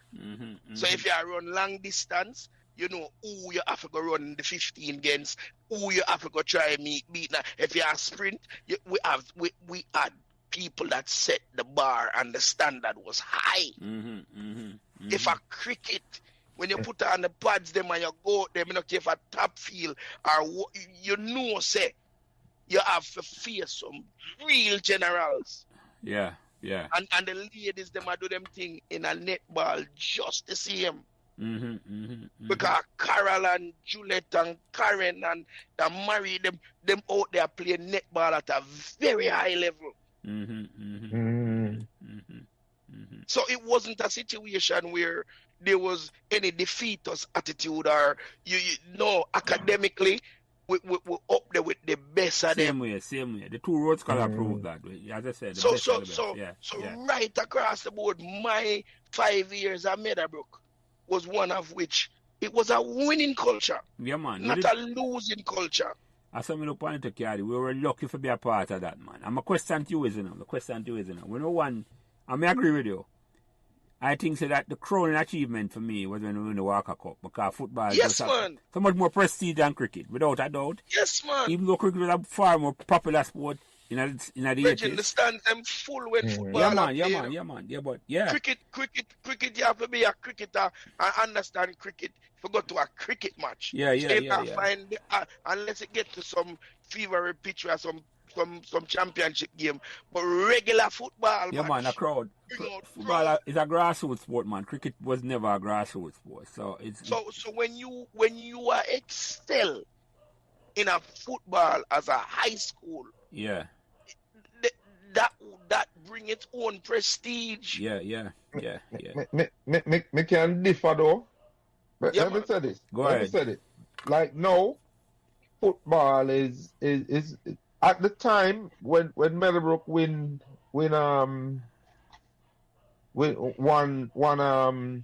Sunlight. 82. Yeah. I think you could almost say cricket was just as popular as football because that was in the West Indies. Yeah, man. Yes. West man. Indies People were more aligned. It's not like now, cricket. Greg. You're right. Because cricket was what was basically giving the West Indian people an identity. And Jeffrey actually, Dujan and Clive man, Lyne the same thing. Whitney Walsh and them man there. The same things that we are saying now that these teams did for us. The West Indies team was doing that for the West Indies team. Let me put in a context here, Greg. I've thought about it exactly what you said. I mean, I say when we were winning cricket in the 1980s, West Indies cricket team was the first black team in the world. Team sport would dominate our sports for 15 years. Yeah. So when we are winning Ciardi, it was a time when West Indies cricket team was the most dominant in the world. Yeah, man. I remember by team sport is that a easy sport for winning. Individual sport far easier for winning, but team sport. So it puts in another context. If Meadowbrook dominate schoolboy cricket in that time, there is no mean achievement, man. It wasn't like now. You hear me? I said to you. I find when as a youth in the high school days, you know, anywhere the ladies them flock to do or where them show up to is always what bring the popularity. And there were more females coming to football games than cricket. You know what I mean? Yeah, without a doubt. At schoolboy level, yes. Football matches had more support for real. Yeah, I mean, I think that was watching. the only difference. As far as significance, I think the cricket was the starting point of starting that winning mentality that actually bled over into football. But as far as just the popularity part, man, when we win Walker Cup, yeah, man, I agree with that. Couldn't talk to it. No, you couldn't talk to me either. I mean, couldn't talk to it. 20,000 people inside of the National Stadium. Couldn't talk to it. I watched the match at the time, maybe about 20,000. That was a different kind and of then feeling. Remember, the style of victory, it wasn't in doubt. It was a dominant performance. It was like outclass the opponents them right up to where we win. So it was it was another thing where you send a message and you stamp your authority and I say, yeah man, Meadowbrook arrived. That was to me they arrived, the Crowning Grove and Meadowbrook. And my question to you is, is after that, me think we could have gone for greater things, and that did not happen. That was the last 241, and me want to ask you, why you think, say, the culture there, where they develop, up until the time we start winning in the 1980s, it just fall off. We never win again. What do you think, Carl?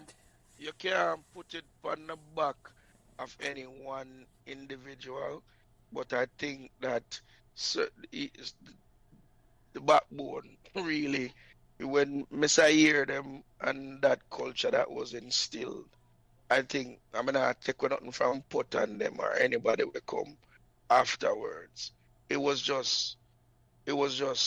started from the top, and it was a trickle down effect. And I just feel like, say, you said something earlier on that, from a leadership standpoint, and I believe that the culture set from the top down. Yeah, man. Yeah. And I believe that's what made the difference. Yeah. I think it depends on something. And when you hear the conversation that I talked about the last night, it confirms. It's like some points in the 80s, the culture from the top changed. Yeah, man. And it reflected right through down where. That's why, in my mind, because I hear let's leave without a ceremony and ceremoniously. If your man contribute so much to the school, like him just leave in the quiet. In the quiet, I'm going to say, so the culture they change. You confirm what me think to. If me, I gotta be honest, that's where I am at with it. Yeah, man, no, but that's it too, Remember, say Mrs. McLennan left. Same time too, right. Well, yeah. Right, at the same period too, right. Mrs. McLennan and the Dread left in the same leadership. period of time. Yeah. I'm going to say, the change in the culture didn't come from those two people, The change in the culture come from above, where it's almost like somewhere along the line, the culture at the top of the school, and what them expecting Meadowbrook to do, or wanted, or the vision where them are, the vision, I put it right, the vision change. Yeah. And me I say, we, as 40 years later, we look on and I say, we have to create a vision, but we want back the culture there. We want back, we have to create our own vision, and say, we want back that culture. Or better than a culture that we can do it. You follow me, I say to you, and these conversations are the beginning to say, we want back the culture there. Because it's not, as I say, it's not the culture from the top. Leadership have a will for doing it, man. Leadership have a will. You see discipline, Jelly. You see discipline and holding people accountable brings out the best in individuals. And anytime you have someone that's telling you that greatness is within you, but mega hold you accountable to doing the work necessary to achieve the greatness. Yeah. And I will not accept mediocrity. I would not accept you giving me less than your best. And even when you're not feeling at 100, me go talk to you like a human being, find out why you're not 100, and help you to get back to 100.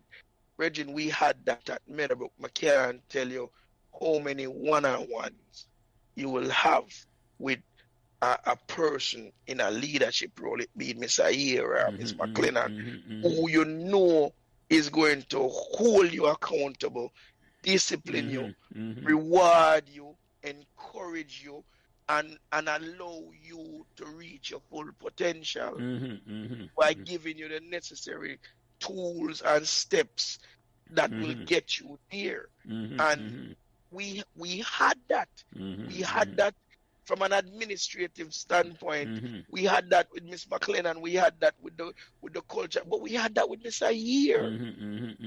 And we all bought into it. We all we're buying to it. We're buying to it. Yeah. And it was the difference maker. I want to tell the truth, When me there school and I'm here, I never see that discipline, I just say I forget the job done, So me look on it, It's not like me there for buying to nothing, because I never met the team. Enough man I know this, I never start with the team till I repeat fifth form, You may say to you, so me understand the discipline about and hard work and everything about, That was part of the course.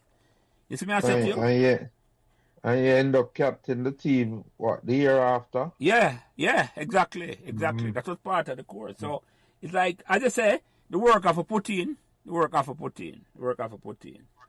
Mm-hmm. We never ever felt like we were less than.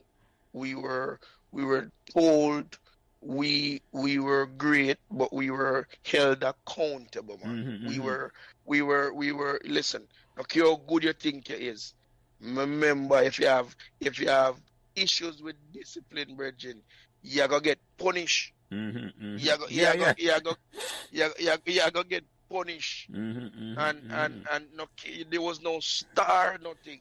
No. One person was bigger than the team. No. It was a team situation. No one individual was bigger than the team. It was all about the team. That's all about the team, man. And cause that the team, and that's why, and the team, that doesn't mean the team we are playing now. It's almost like the school I represent and all them with it. As I say, I'm on upon the sideline. The spectator, them was part of the team too. The man had me a few months say beyond the boundary. We're part of the team. Even when you're on the football team, you felt a part of the team. And another thing that we might overlook, you know, you see that whole mentoring mentality. You see the bigger man them, they were in them come out with game. Them come back, them groomery, them watch when we play. And then when you see them, you know, you are impress them. Because them are set the bar at a certain level that you are now trying to achieve. And not only that, them they are cheer you on. And I hold you accountable to see me, not just cheer you on.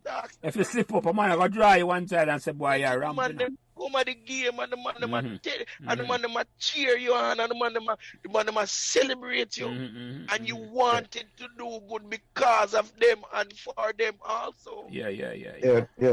That was a feature. That was a feature in a Meadowbrook Sports, you know. Back in the days, it was huge, man. The support where you get from the seniors was all the going around. You used to see them on, like for example, you know, say a Manning Cup man. I watch a Pepsi match and all them way there. It should have been more. They were all at the sideline. And they that were was all the at the case. sideline. Yeah, man, we're never going to, man. We never leave the school. I just like, I know, say last time I talked to Vivian, I keep bringing up his name, because I said something where he must say, when I leave 2 years after I left Meadowbrook, you know, he don't know what to do with himself, you know. It's like he never want to leave Meadowbrook at all, you know. You know what I tell you? Him say, in Meadowbrook, him feel so good at Meadowbrook. When him say, him have nightmares. I wonder where I'm going to do. Now that him now go to school and now go to Meadowbrook. I'm say, yeah. That's why I'm kind of freezing. I say, Meadowbrook is like Hotel California, you know. You can check out any time, but you can never really leave that school. You can never leave. Never leave at all, you know. I tell you, when a man say, I say, right, I think of me want to say that way there. When you left the school, it's like you just want to go back, man. You don't leave it at all. You don't leave it. It's a passion, man. It's a passion. You have a passion. Let me ask you some more questions, because your interview too easy, you know, because you just talk and I if you ask a question, and that me loving it. It's coming like when guys say all one goalie quiet, and I say, one man can get goalie for quiet. Come like goalie gone. Goalie asleep. Now mama there, man. I enjoy the conversation, man. Yo, me tell you something.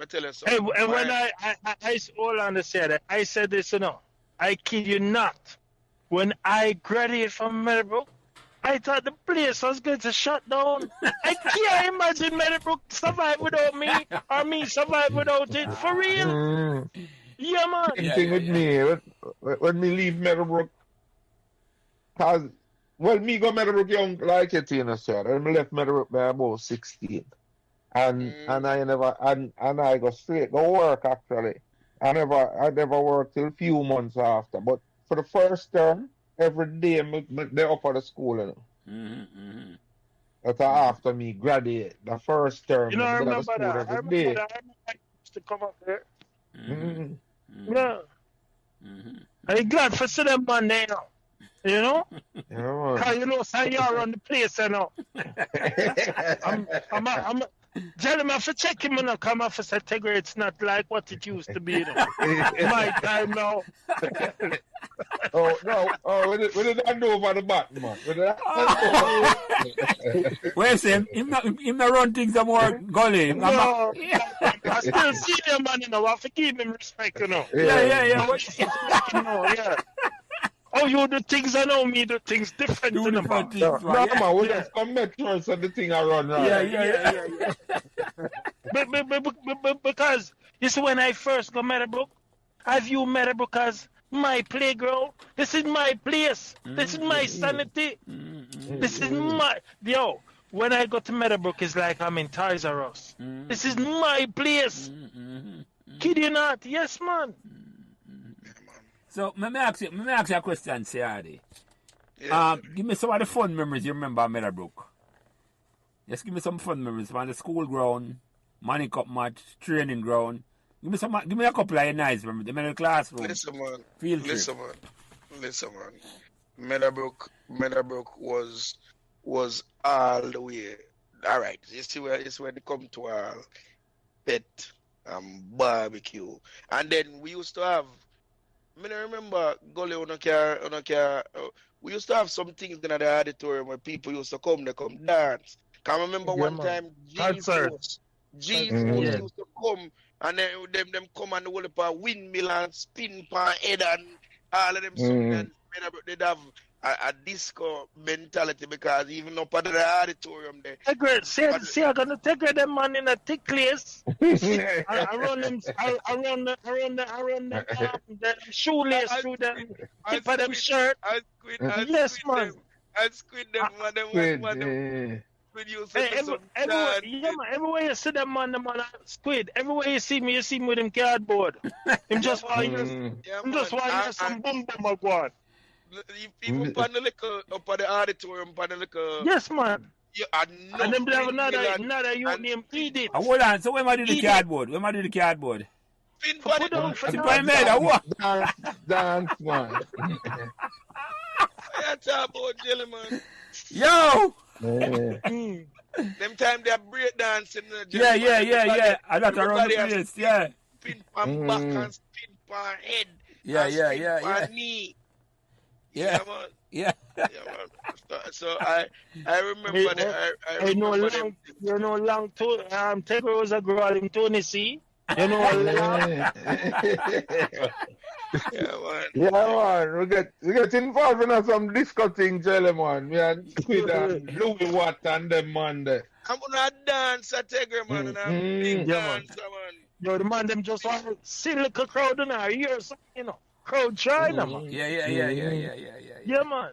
Them days are boy. So let me ask you something, Pele. In terms of which song stand out to you when you go on Meadowbrook? Which kind of music then you remember you say, right, when you think about Meadowbrook? And that song that you think about? You know, say some slow music, though, cause when Fet and them thing there, them time. Well, you have They know I've got to remind me, but them have some little breakdance music, man. When them thing they come on, man. Cause Meadowbrook full of this and Lordy Daddy. Me I go home and I sing songs where people in my neighborhood I say, "You where I sing?" Yeah, man. I mean, I sing some disco song, Virgin, because of them thing that run Meadowbrook. And them thing that run Meadowbrook, man. Some holy for disco song, Jelly. And then some holy for disco song. Well, Jelly, if you can't tick, you not say nothing. Yeah, man. But they out there practice too, because them man there, you emulate the whole of you, them same way, and a dancing thing, Meadowbrook the dance. Everybody, in your own little time, you try the little ticking move and all of them thing there. Yeah, man. And a man now make a man feel no way at all. Right, man take on him, man take on. Yeah, right, white pony. Yeah. Yeah. and we did have the best. We did have the best dancers though too, you know, Jelly. Yeah? Just like how we used to dominate cricket and football. Very true, Yeah, man. Yeah, man, would they have the best? Would they have the best dancers in them time Very there? true, man. Very true, man. People used to come away school, come perform, man. I mean, I tell them, remember distinctly, man, because I'm a bridging them from Catch Park, man, G-Force, man, China Mike and Winston and them, man, they come and Meadowbrook, come dance, man. The girl, them full the auditorium, man. Full the auditorium, bridging. Yeah. And I think they used to run G-Force, you know. Remember Stiffy? Yes, man. In end up, he was a cadet too. Yeah, man. Yeah. Meadowbrook, they lead for every levels, Jelly. Yeah, Every man, level. man. We call it the golden age of Meadowbrook, you know. The golden age. Our fete and barbecues was movies. Yeah, them time they keep up with school or police officers club. Movies, Bridget. Yeah, man. Yeah. Memorable thing them, man. Memorable thing them. Movies, man. Let me ask you another question. What the most embarrassing moment you remember at Meadowbrook? You can look back on with a smile. I'm gonna tell you already, man. When I salad me in a stadium. That's up on the football field. Yeah, man. But that my Meadowbrook memory. Really, I want to tell you, yeah, I am not. The only time I can remember being, and it's not even an embarrassing thing. It's just a failure. It's just a human flaw. Because there was a youth, and I don't, just like how I never want to call the run of them name because I don't really know them proper name. I never want to call them by them nickname because I find out say something with them never like. Because we have a female one and a male one and the same name them have. And them was dominant. You understand what I'm saying? And I don't want to call a name. No, because I like I don't want to honor them. If them embrace them name like I embrace my name, you know what I call them? No. Them embrace it, but them never have no chance. But it was a male version too, where you used to dominate the distance, man. Yeah, man. I'm so telling good cricketer too, you know, and baller. Yes, man. Him play football and cricket. You can call him Jawbone, because our boy. How are you? Real general, good baller, good cricketer, because me and him play on the same cricket team. So you'd have a guy now, where come a Meadowbrook, where we used to call him either Scaly or Fish. I remember, man. Remember that you were there. But I remember one time we got through the ball thing and my personality. I never really have issues at Meadowbrook. I mean, I'm a social butterfly. I love everybody. I mean, every circle, and I don't give problems. But remember one day this youth just decided in mind, say, him want pick on me for whatever reason, and him tell me some stuff about my mother, and I remember that, you know, it wasn't a peer pressure thing. I just never liked the mother part of it. And me actually get out of character, me hold the youth in my neck and me actually squeeze my finger till it touch. And when me see him start gap now, I panic. And for me, that was because I remember which teacher did I lit me with some gem about something to the effect of making your anger supersede your intelligence or something to the effect, something me I might have paraphrased. And that was like my first experience in my life where me figure say I lose control. And needless to say that you never ever mess with me again, but that was one point in my life where I never too pleased with myself. But and I remember that distinctly because it's in a corridor. And me did really want to hurt him. And I didn't know what I'm to do there. And I look at him picture in the yearbook the other day.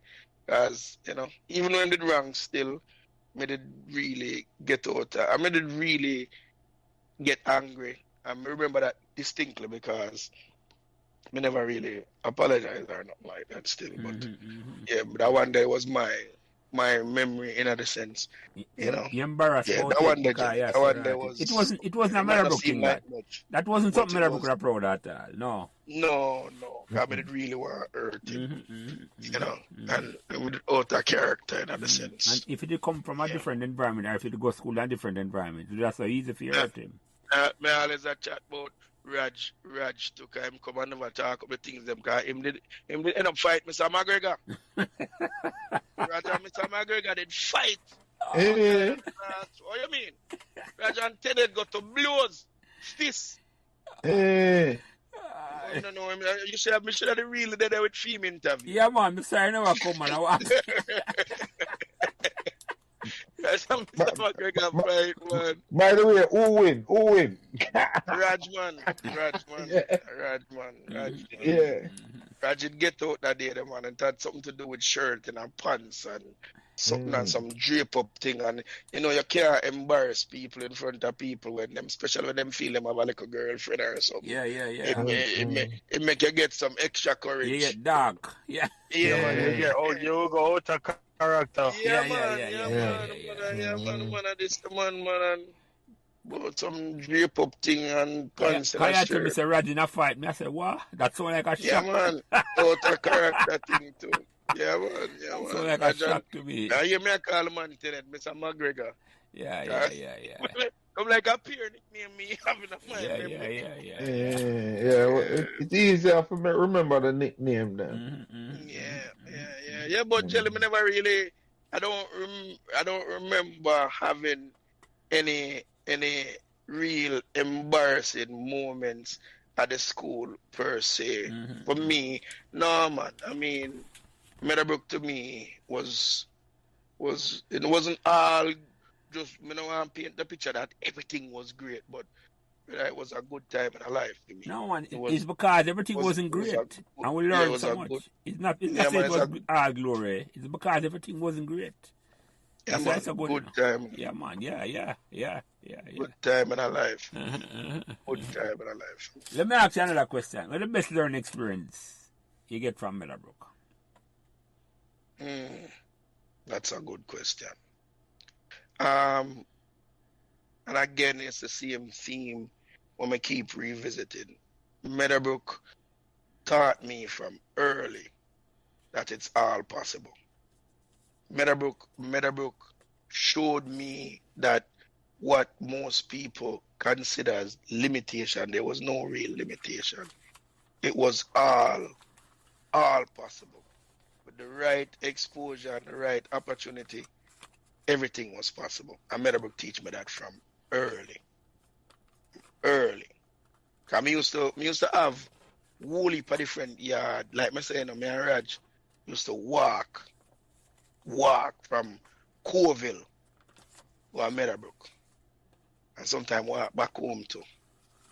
Enough places we have where we stop. Enough. Even when we used to take bus, we used to walk to the end. We used to walk with Kerry.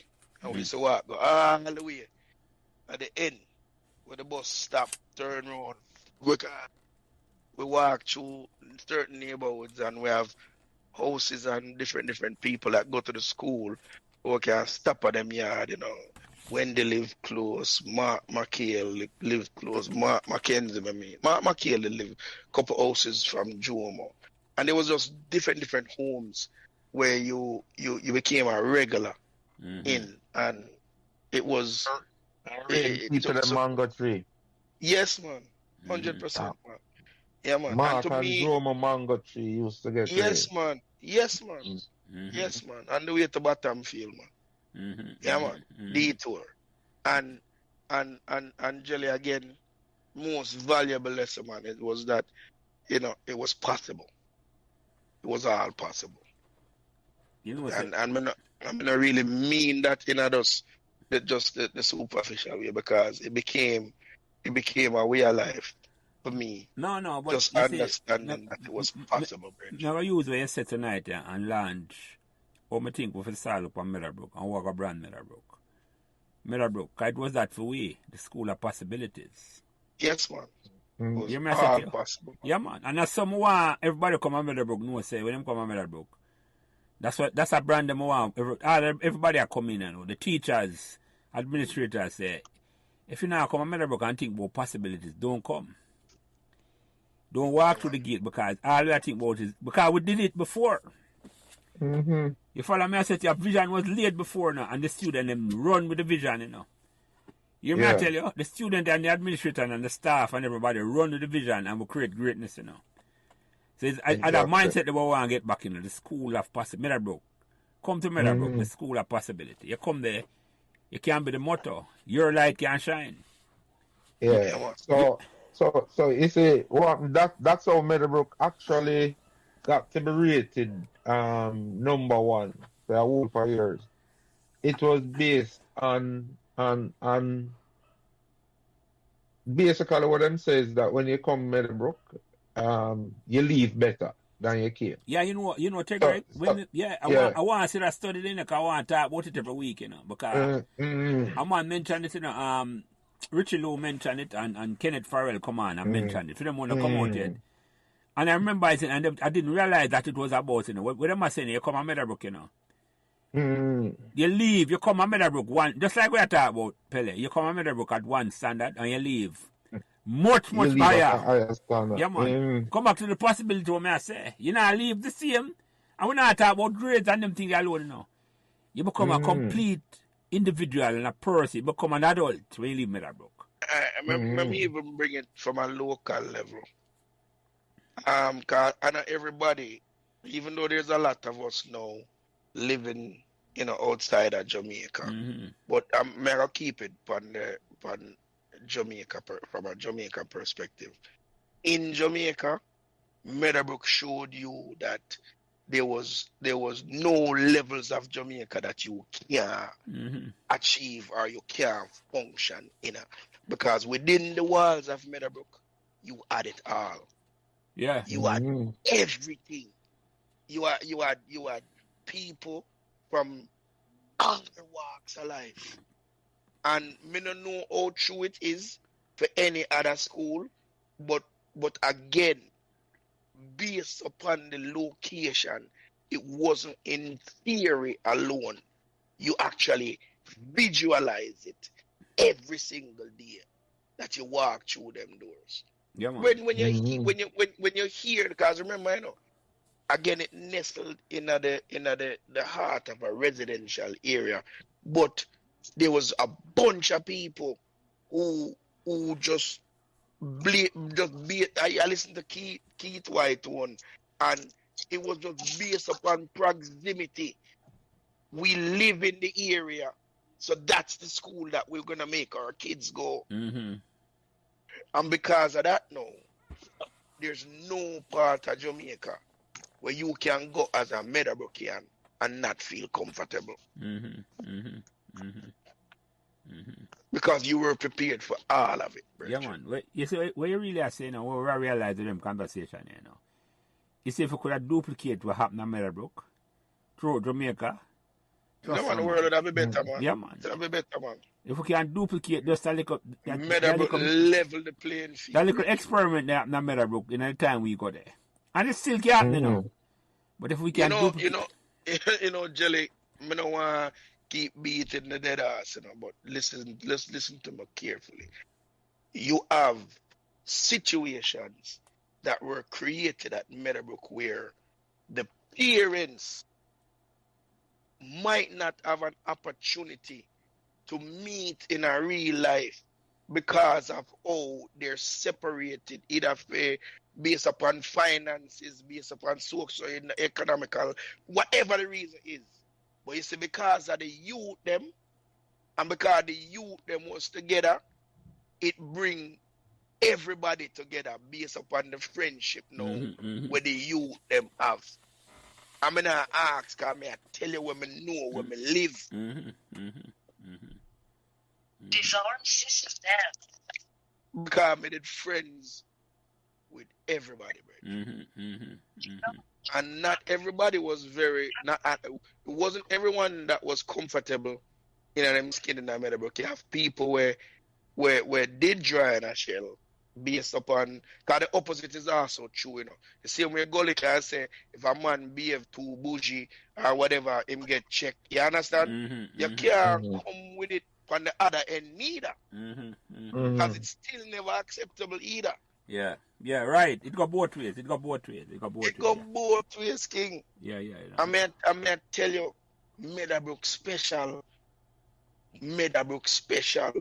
based upon so many things, but primarily because of the location. Yep. And I don't think we realize it enough. Come talk to enough of my brethren, them or me talk, and the man them I say, boy, you know, so we never look for it that way, but that's true, no, brother, but guys, the first time I come and blah, blah, blah, blah, blah, blah, blah.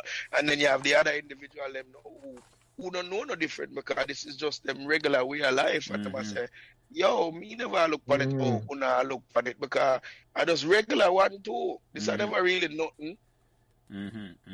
Yeah, man. Yeah. Meadowbrook special, man. Yeah. But Jelly, to answer your question, brother, Meadowbrook to me made me know it was possible, and by it, I mean everything. Yeah, man. That's why I'm going to put it that way, man. Meadowbrook. I mean everything. The school of possibilities, man. Yeah, man. I mean everything. The school of possibilities. It was all possible, brother. Listen, my sister used to come home, you know, my sister got Meadowbrook in her 60s. She graduated, I think, early 70s. And she used to come home and tell me about spanning, and like spanning, I look on a little girl, a little boy. I don't remember if it was what. And she like, the little boy stand up outside her just doing all that. And she said, what you doing here? You can't come Meadowbrook and don't do nothing. You must be something. Yes, man. You don't just come to Meadowbrook for being a furniture. That's what she's saying. You don't just come here for the Yeah, sake. man. Like you're take from the school. No, man, you have to be.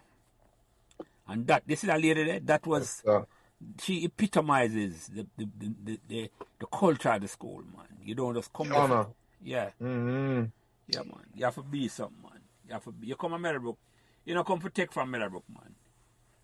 You come. You get life changing, bro. Yeah, man. Life. Yeah. All right, let me ask you another question.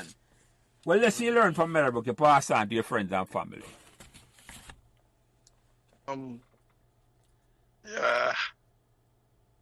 Well, me I gotta take it back again to the whole sports thing, because a huge part of my development was when me learned from being a part of a team, and it was drilled in me from early, the whole concept of, you know, when the always I said no man is an island, no man stands alone. But I learning to be a part of a team and being humble enough to understand that when the team win, we all win. When the team lose, we all lose. That inclusive thing of you're not by yourself and you're connected to others, and your action matters, and your action can influence the winning or losing of the people that you're connected to.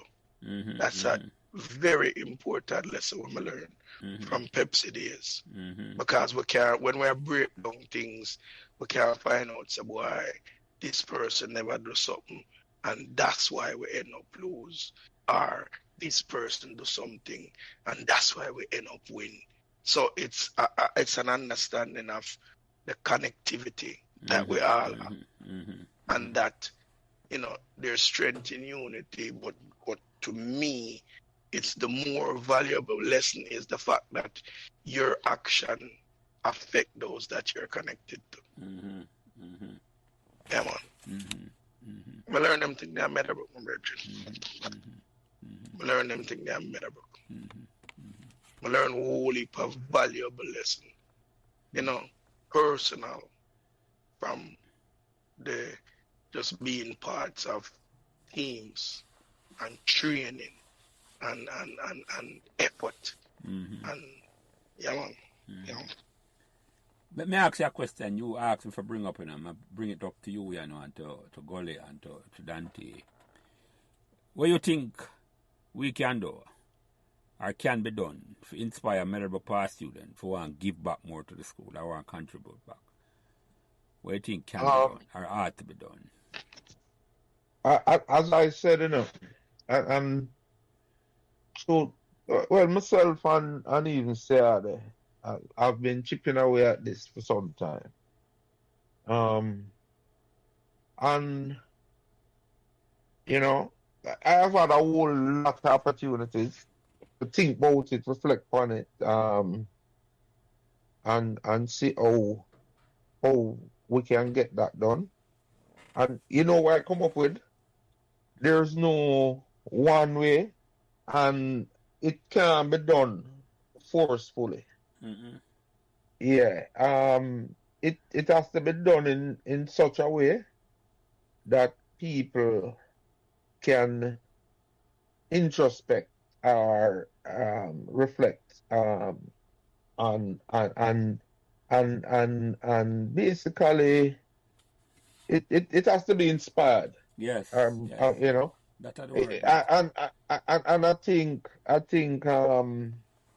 this, as I tell you before, this that you're doing is, you know, I think is one of the cogs in the wheel that needs to be in place, you know. We have to continue the different organizations that are organized to put forward events and to set up whatever it is. You hear Ciardi say him and a team were meeting to deal with yeah. So those organizations have to continue and strengthen.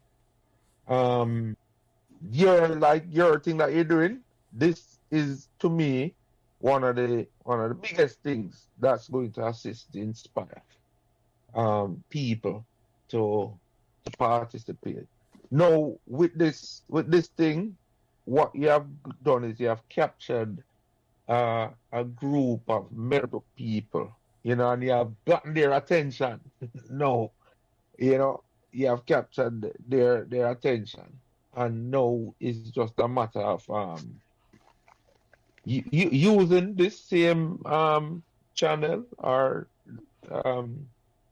forum as well to reach out to people.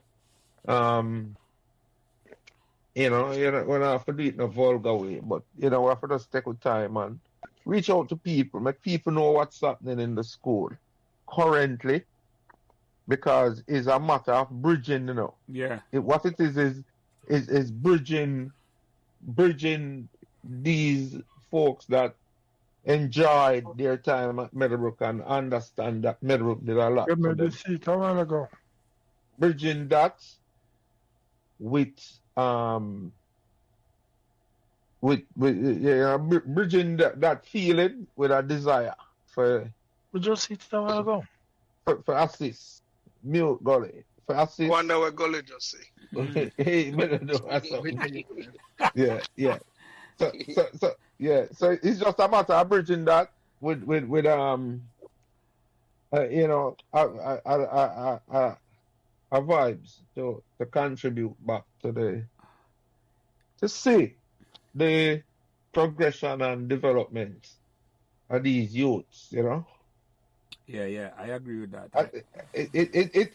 As I said, I don't think there's any one answer to doing it. No, there's no one magic bullet. It's just to get. There's no, it is not, yeah. There's no we have to just keep doing all of the things. Yeah, man, and all of a sudden you're going to realize you develop a crescendo. It happened. Yeah, man. It's happening overnight. Yeah, man. But you mentioned something, and before you go, Ciardi, you mentioned something which is true. It's like, we want to start bridging gap with the current couple of students there now.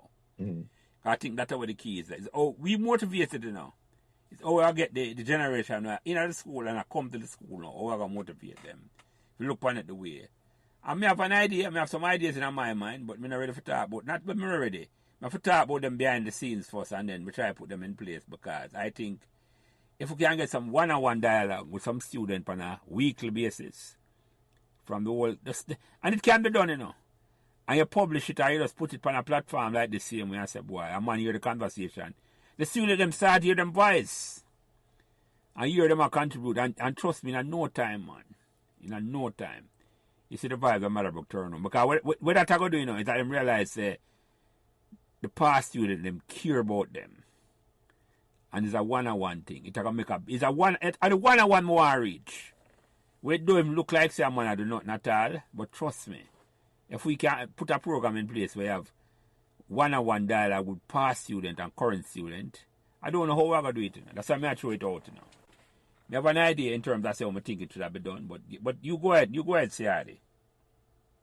Yeah, well, Dante is a holy poet, and for me, I just think that we need to preserve, document, but also teach the history. Mm-hmm. And it comes from, as might be a simple thing as a wall of fame, Yeah. a trophy case, Yeah.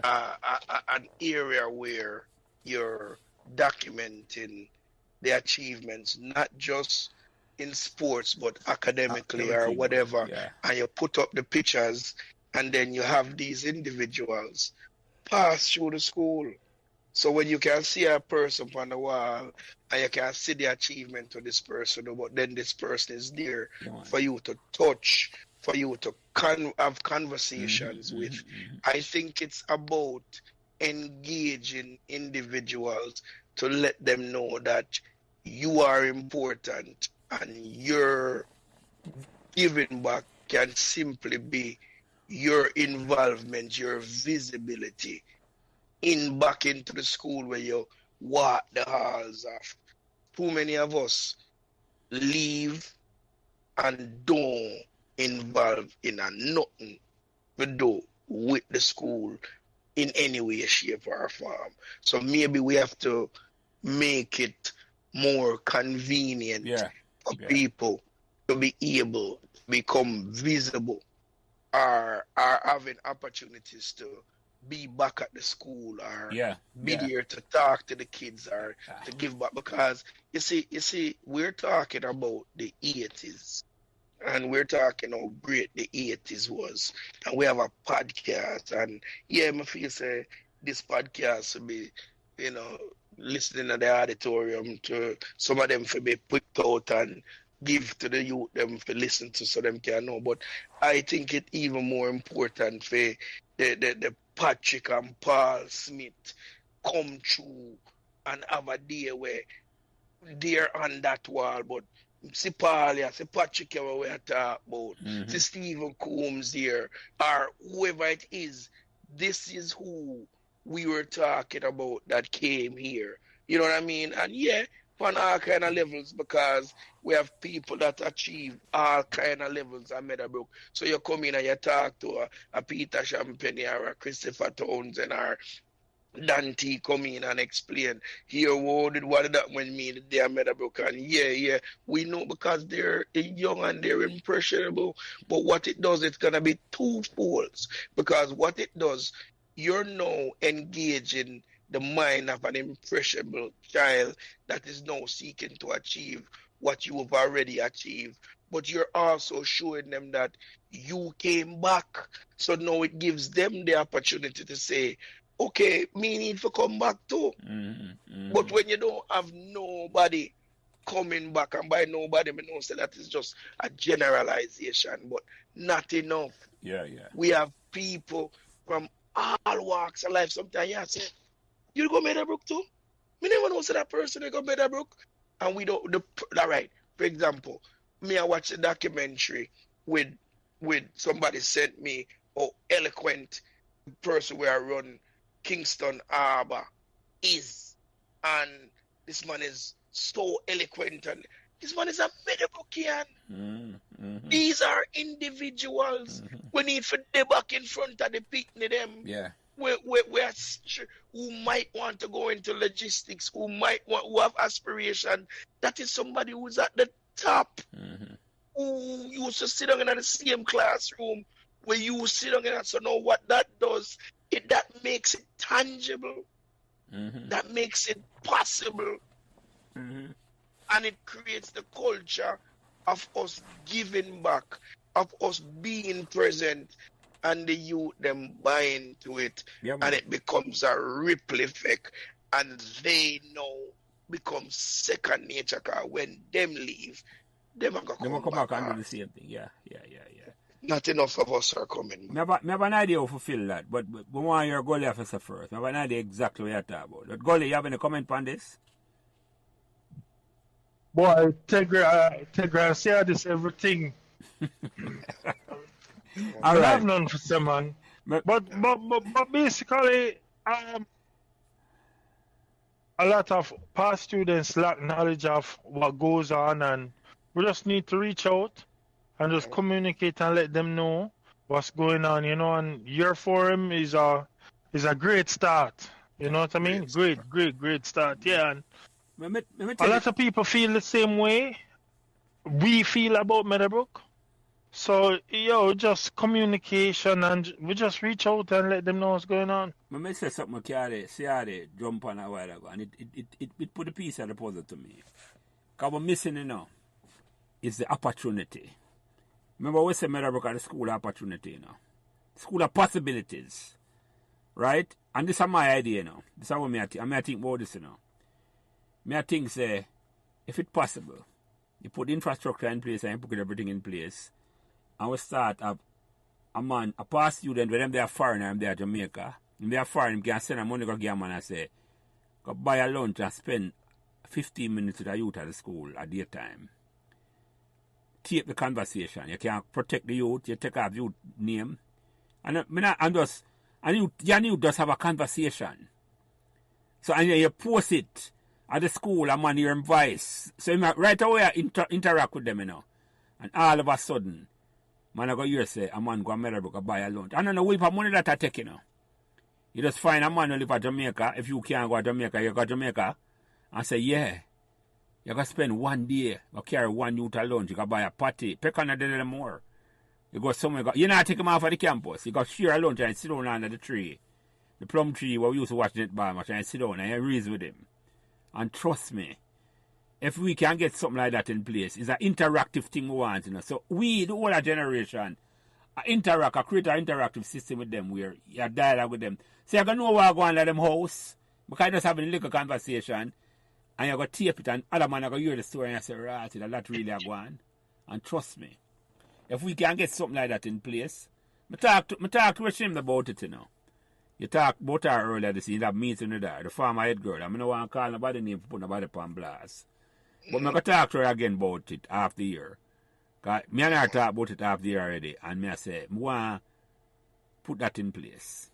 Where old students are former students, and if man hear someone do that, I'm going to say, right, me can contribute, me can go there. Because it's going to make you feel good. More important, I make the student feel good, but I make you feel better because you feel good. You go back to the school, you sit down with the youth and eat a food. So me not talk about this, not take nothing, One thing that take, is to put an infrastructure in place that a man knows, say, Meadowbrook, the experimental school, experimental something like this to start give back in a way where it can done by individuals who not have no money. You just have to send a $10 or $20 for a man to buy a lunch for you or a little boy or a little girl one day. And take the conversation and send it to me. And we're going to put it on blast. And hear the youth, I say. That's so if me can get that in place, I think we can turn around the culture of the school. And man can't make no reason why he can't contribute. Because that dead. If I say to a man can't dap a man and say, yeah, I'm going to send $100. I can't send $100 5 man can't carry some youth because we eat a lunch for 5 days. That's something I look on it. I hope I can put that in place. I hope say somebody will listen to me and inspire and say, all right, Jelly. I could talk to somebody at the school and put that infrastructure in place. Because when you talk about Ciardi, that's the missing link, It's not, I don't think it's the people don't want to contribute, But trust me, if you don't have a track or a road where a man can reach to the contribution, if it's difficult for him, I'm not going to do it. If you make it easy and not come like nothing, it will happen. And I say, Meadowbrook at the school are possibilities. I learned off what I say. Meadowbrook at the school a possibility. And that possibility I talk about. Because that is a small idea. But trust me, if we can put that vision in place, it's a big difference it can make. It not take nothing. I saw me look on it, but it take a little organization and infrastructure and support from the administration and make sure it's secure and all them with them. I not talk to a man for to show up at the school and say I do this and do that. Properly vetted and all them things before I'm going to the school. You follow me I say to you? And me just throw it out there. Me I say if it possible. Like Tigre said, all right. Yeah man, everything. Everything needed. I have some other ideas, so I wish I'm not call her name because I'm gonna want to put her up on blast.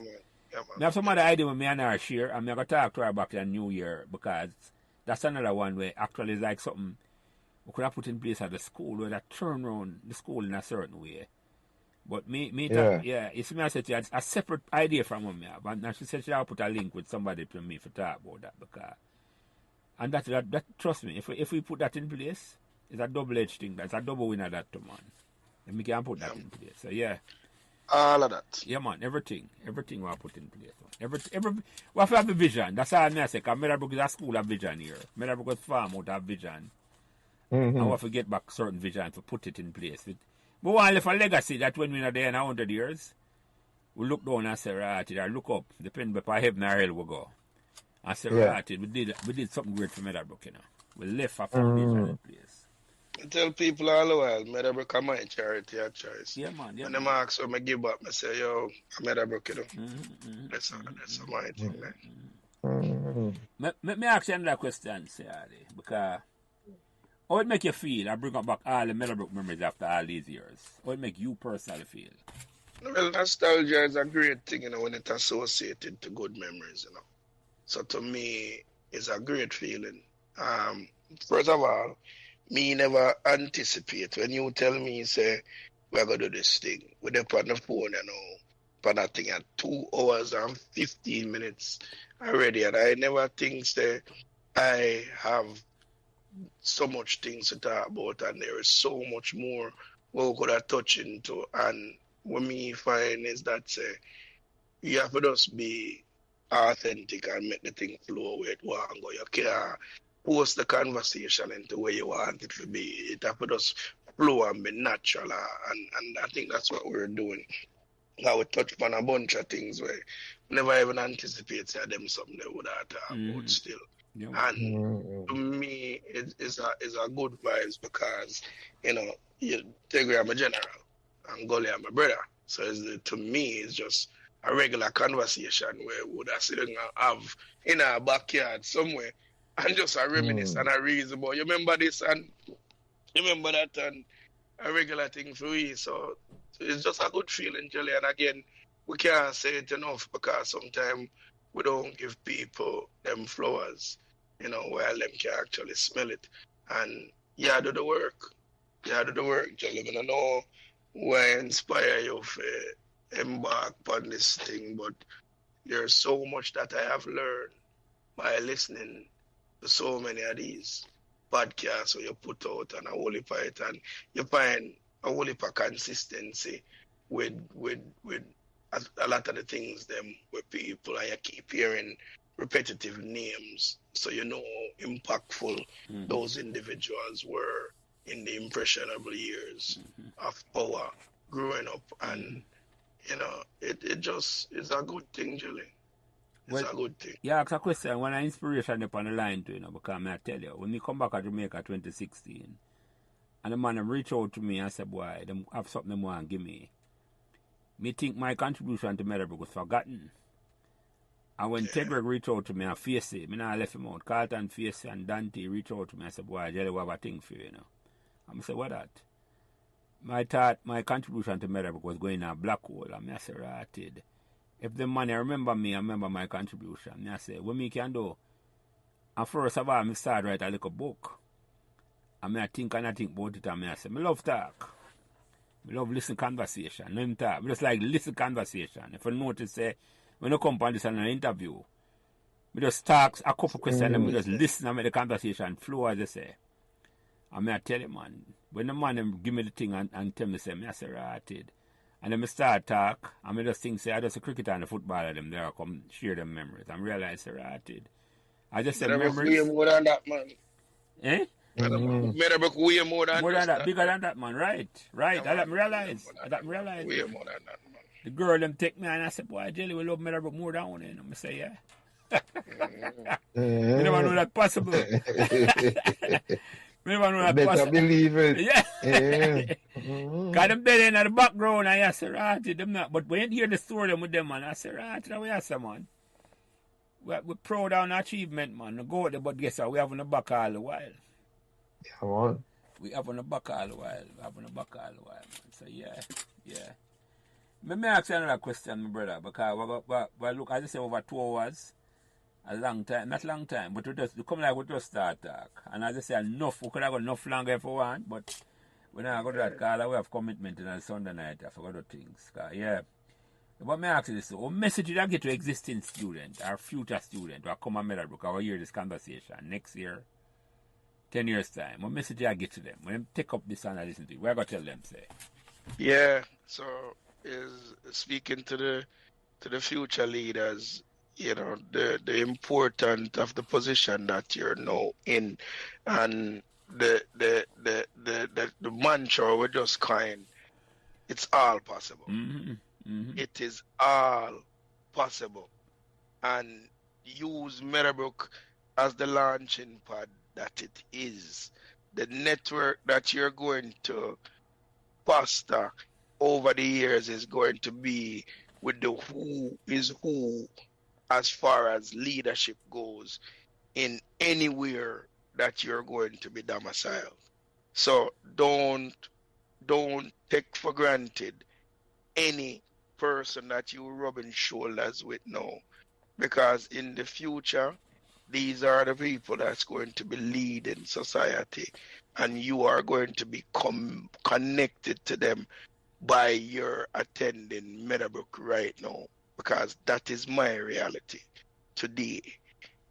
You know, just the relationships that we fostered 40 years ago, over 40 years ago, are now some of the key networking pieces to your day-to-day life.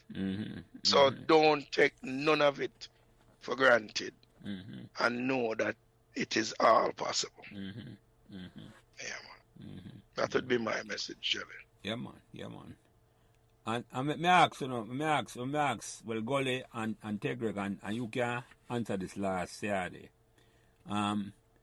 Any question you think, Gully, or any topic where you think we could have asked Pele, where we never bring up at all, where you think we could have, the floor is yours. Anything where you think you want to ask him when we never ask? So, Ciardi, did you play any other sport apart from soccer, football, as we know? You know, that's a great question, Gully. You know, I run in a primary school champs, you know, and I did quick. But when I come on Meadowbrook, for some reason, the liquor pellet thing just stuck, and I just the ball thing. You know, you play the interfarm cricket, but I play just about every sport that you can think of. I love every sport that, but if me did for pursue anything that I never or I might have, although you're not supposed to live life with regret still, would have been track and field. I would have loved to have invest more into developing my abilities in track and field. But yeah, man, my player. We used to love TT, Gully. And played very, very, very good. You know what I mean? When you say track and field, you mean like shot put and them thing there? No, man, sprinting. No, I just a check. Come in and see us no sprinter. I never want to know, Gully, we don't want to that, you know. Which sport in that track and field, you know? Yeah. But what I know, Jelly, I tell you again, it's because me a 10-year-old, and when I see them man like some people grandfather. Yeah. And so when Jocelyn line up and Coombs, and you line up against them man, they say, yo, you know have a chance. You can't run left them man there. Yeah, man, but my age group and my peers, if me never come amongst a bunch of older, more developed individuals, man, I think I would have excelled more in track and field. Yeah, man. So that would be it. But if Gully, man, the question is which track and field you excel at? That more I know. Yeah, man, sprinting, man. Okay, all right. We just want to know. Same thing. We're running up primary champs and come second. Okay, all yeah, right. that no count. That equivalent. running second at primary champs, equivalent for coming last at champs, high school champs. No man. Yo, we go to the man them we go primary school and them same man end up go high school. Yeah. Mm. So you say, Primary champs a big stage. A stadium running a gully. yeah. Mm. Yeah, man, I talk, man, I run against St. Richard's and Vast, Prep and the whole of them school and everybody we have on cleats and them Hey, can you imagine Tegre, this man running primary champs and you go borrow all him shots? It's a battle. It's a Daisy Duke. Yeah, but that would be it, man. That would be it. So you say we couldn't run against him at all in Dante. He would have run left me. No, at that. I wonder if we put him in that race because, you know. No. With me and P. Brown, yeah. No, that's a god. That's a god. No, I'm going to beat up the 12 man, no. Until my foot did get hurt in a Dante, every year, Meadowbrook have picnic in a park, you know. And every year, we have 100 meter sprint bragging rights, you know. You have to talk about man and them 40s, you know. Yeah. I have never laughed. All right, sir. You said the man come from that side, the man say my track star. And that's documented.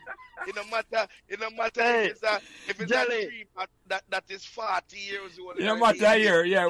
Yes, I'm going to, yeah. All right, The man I run get some man way in a wheelchair. Yeah. I'm still a beat them. We're not gonna put you in the race because we know I embarrass PB again. No, we don't want to embarrass PB again. I said, At least if him run against me alone, him have a chance. So yeah. I embarrass PB earlier, so. You might have your fellow at 30 years, fellow, so you have to leave that alone, yeah. Yeah, so Dante, any question you think we could ask? Ciardi, that me never ask that, yeah. All right, no. Let me see. I can tell you a question I'm going to ask Ciardi. And Ciardi is a man with a whole heap of work. As I said, Ciardi went to Meadowbrook, played football and all these things.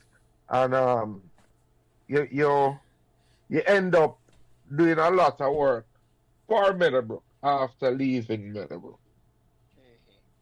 And you continue to do a lot of work for Meadowbrook. So I want to ask you, which one of them you find to be more fulfilling? You know, go ahead, Tigger, finish. And after your answer, I want to ask Jelly that question there too. But go ahead, you go ahead. You know, say I do work after Meadowbrook, Jelly. I'm answering Tigger's question. To me, it's more fulfilling because it's not a selfish thing. It's a selfless thing, and it's not an instant gratification thing. What you find is that you end up being a part of processes that change and help the life of young, impressionable individuals who, like me, coming up, might just need some outside help to get through in whichever way. And the organization, like I say, my wife get me involved. Well, they started it before I got involved, but it's some work that is very rewarding because you know you're helping to not only maintain the legacy of the school, but you actually have a direct impact upon the kids them.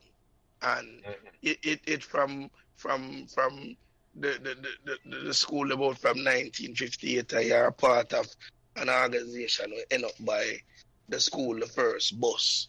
Because I remember when I pack up the ball them and I take different bus to get to games and the whole heap of commute we have to do.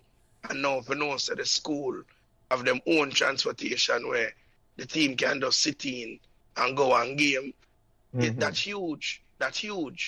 You know, and to me, I just find the work to be so fulfilling and so rewarding that hands down, living it as a student is so much different than volunteering now and doing it out of choice of trying to make a difference.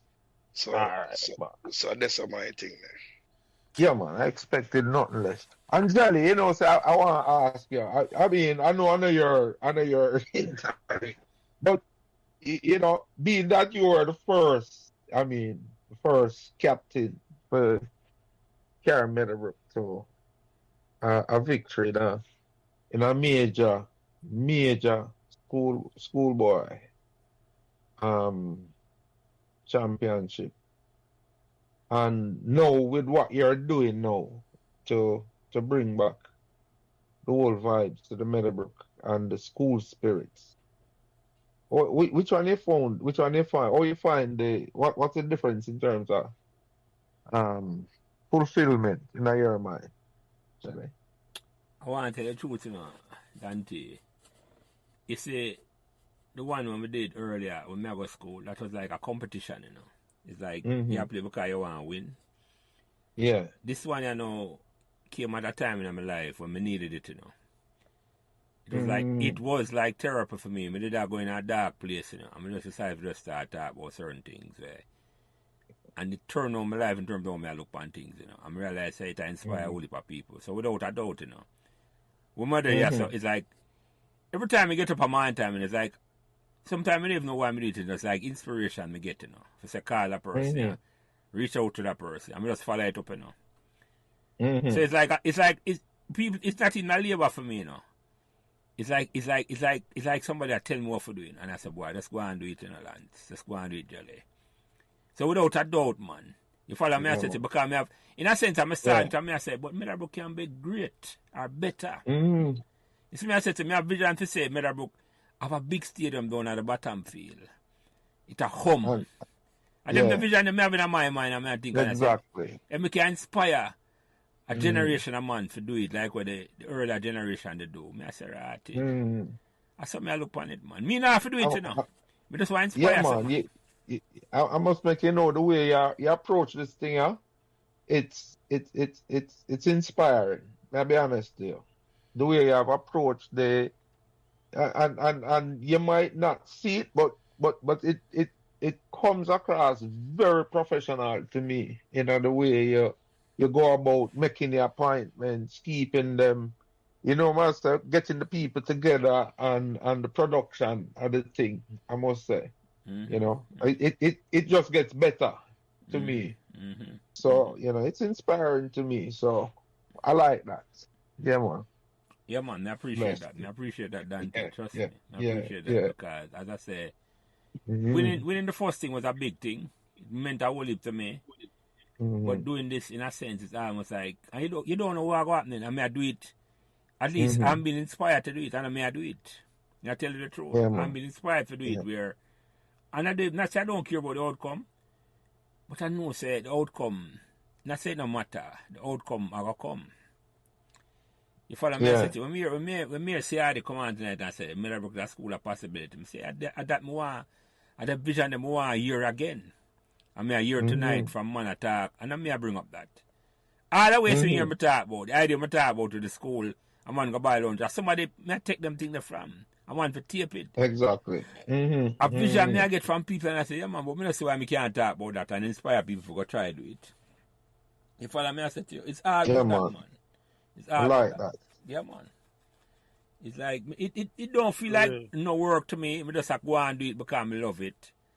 And as I say, it's like I can't even stop doing it. I just do it. And I can tell you, just in the way that I think I tell you already, in the way that you say it's therapeutic to you, it's therapeutic to know for it too, you know. Even for have weep on this now, I can tell you on another level is a big thing, yeah. But I want to tell you, funny you say that, Dante.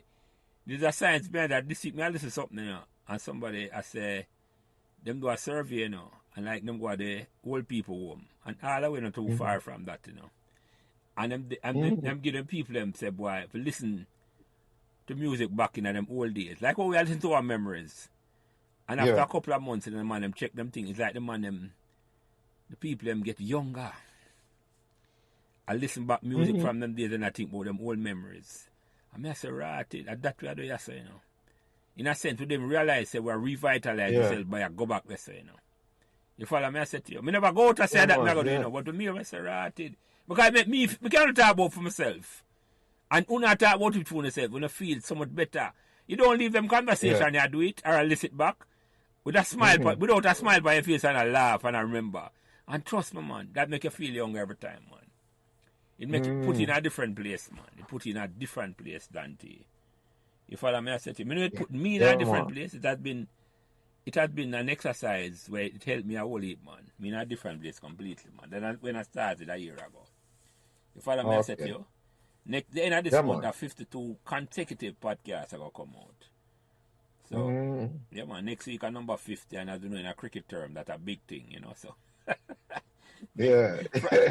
Friday, number 50 will come out, and I have a whole heap of them in the back where runs up on the board, and that's them for come out, you know, so. Yeah, man. Yeah.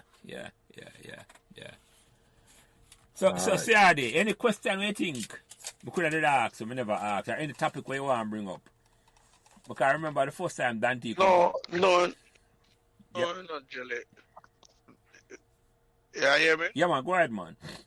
No, I think we have a good conversation, my brethren. It's just that the only thing I want to again stress the importance of the community and the life after Meadowbrook and our ability to give back to an institution that has, even when you don't understand it and even when you don't realize it, is an institution that gave a lot to you and the makeup of who you are today. Yep, and I believe it's important for us to not turn our backs and just be a part of allowing that institute, because it need you.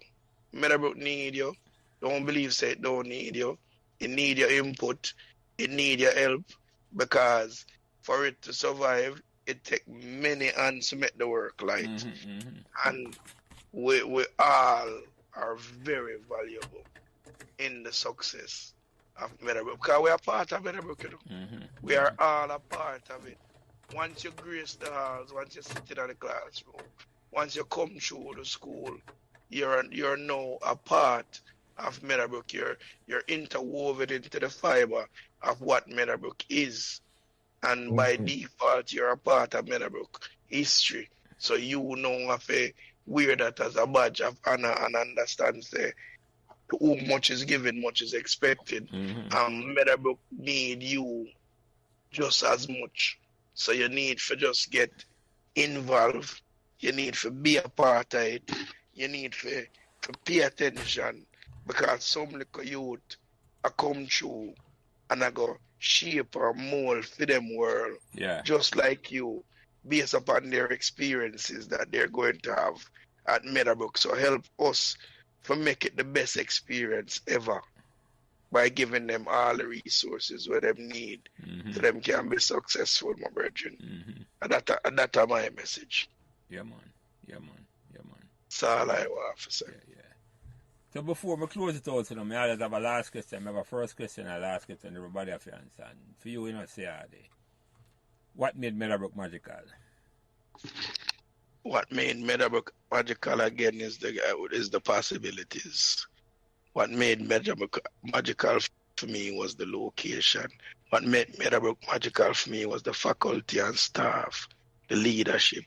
What made Meadowbrook magical for me was the students, the people, my friends, my family, my wife. Meadowbrook is beyond magical because it encompasses everything that shape and mold me into who I am without apology. I am a direct result of Meadowbrook. Without apology. Yeah, man. Meadowbrook make me who I am. Yeah, man. So before we close it out, you know, go ahead, Ciardi. Sound like you have something to add. Yeah. So for me, Meadowbrook magical in a sense, and again, I am proud to say that when I take up my phone, the people in my circle are my Meadowbrookians. Yeah, man. So Meadowbrook still magical to me up to today. So it's not a past tense. Yeah. It's not about it was what made it. Why is Meadowbrook magical? There you go. Yeah, man. I'm going to ask a question. It's still magical. So I'm going to start talk about it. Thank you for that. Why is Meadowbrook magical? Man. Yes. Man. Not in a past tense. It didn't stop being It never magical. stop at all. The magic never stop. Why is Meadowbrook magical? Meadowbrook is still magical. Thank you for that. I'm going to change the nature of that question right away. Yeah. I'll change that question there. And before we close out this tonight, you know, I always ask everybody for your closing remark. And Gully, any closing remarks? Him dead, I'm drop off. Gully fall asleep. Yeah. So Dante, any closing remarks? No, I think we basically touched everything. And, you know, I wanted that part to come out. So nothing from me. And Gully, him come back or I'm gone. I give him disappear. It's all right. We get Gully go sleep. Gully drop asleep, yes. He pass him bedtime. I forgot scandal him up on this one. Yeah. Ciardi, any closing remark, my brother, before we close it out? Yeah, more sprinkle local fertilizer on your foot by telling you for just continue on the journey, continue documenting the memories. Yeah, do some good work. It's going to be so far reaching because you do some great work. Yeah, document history. Yeah. Get it from the horse's mouth. You're giving us opportunities. Hello? Yeah, all right. Hold on, Gully. I'll come back to you. Hold on. Yeah, go ahead. To hear people talk about it from their own perspective, the one that are a part of the history, and they know have an opportunity which history don't often afford individuals, saying it in their own words of how it happened to the best of their recollection. So I am saying to you, Jelly, keep up the good work and don't stop. Yeah, man. So that's my last word. Thank you. Gully, any last word? Oh, I'm gone. Yeah, man. You guys hear me? Yeah, man. Go ahead, yeah. Well, Jelly, as I say, let's continue to do the work. And Meadowbrook has given me long friendship, loyal friends. And that's my biggest thing that I've gotten out of going to that institution. And lifelong friends, man. And tell you, we just lost one. I can't stop talking about it. Yeah, stop talking. Around 2 months ago, and I tell you, man, tough. But man, Meadowbrook, greatest learning institution on earth, brother. Yeah, man. Yeah, man. Meadowbrook is magical. Yeah, it is magical. I'm going to start asking questions. Still magical, boy. Yeah, man. I'm going to start asking questions without a doubt, my brother. Without a doubt, because it is. Yeah, Jelly, that's it. Yeah, man. So, let me close this out.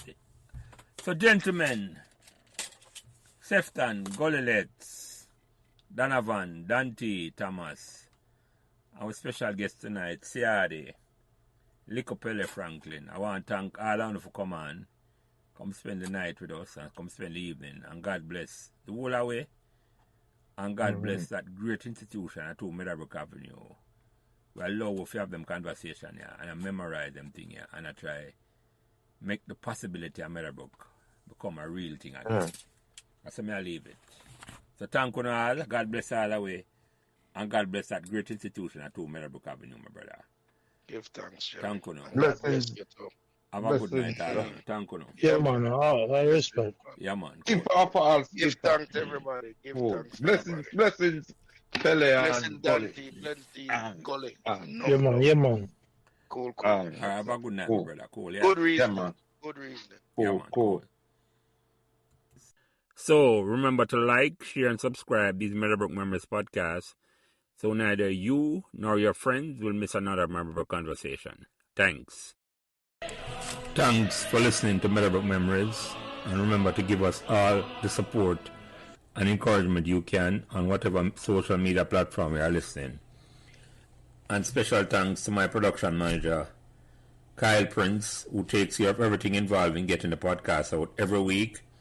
And without him, this podcast would not be possible. It is his expertise that allows me to do what I love doing every week, having great conversations about Meadowbrook Memories, and he's responsible for everything else. So again, thanks to my production manager, Kyle Prince.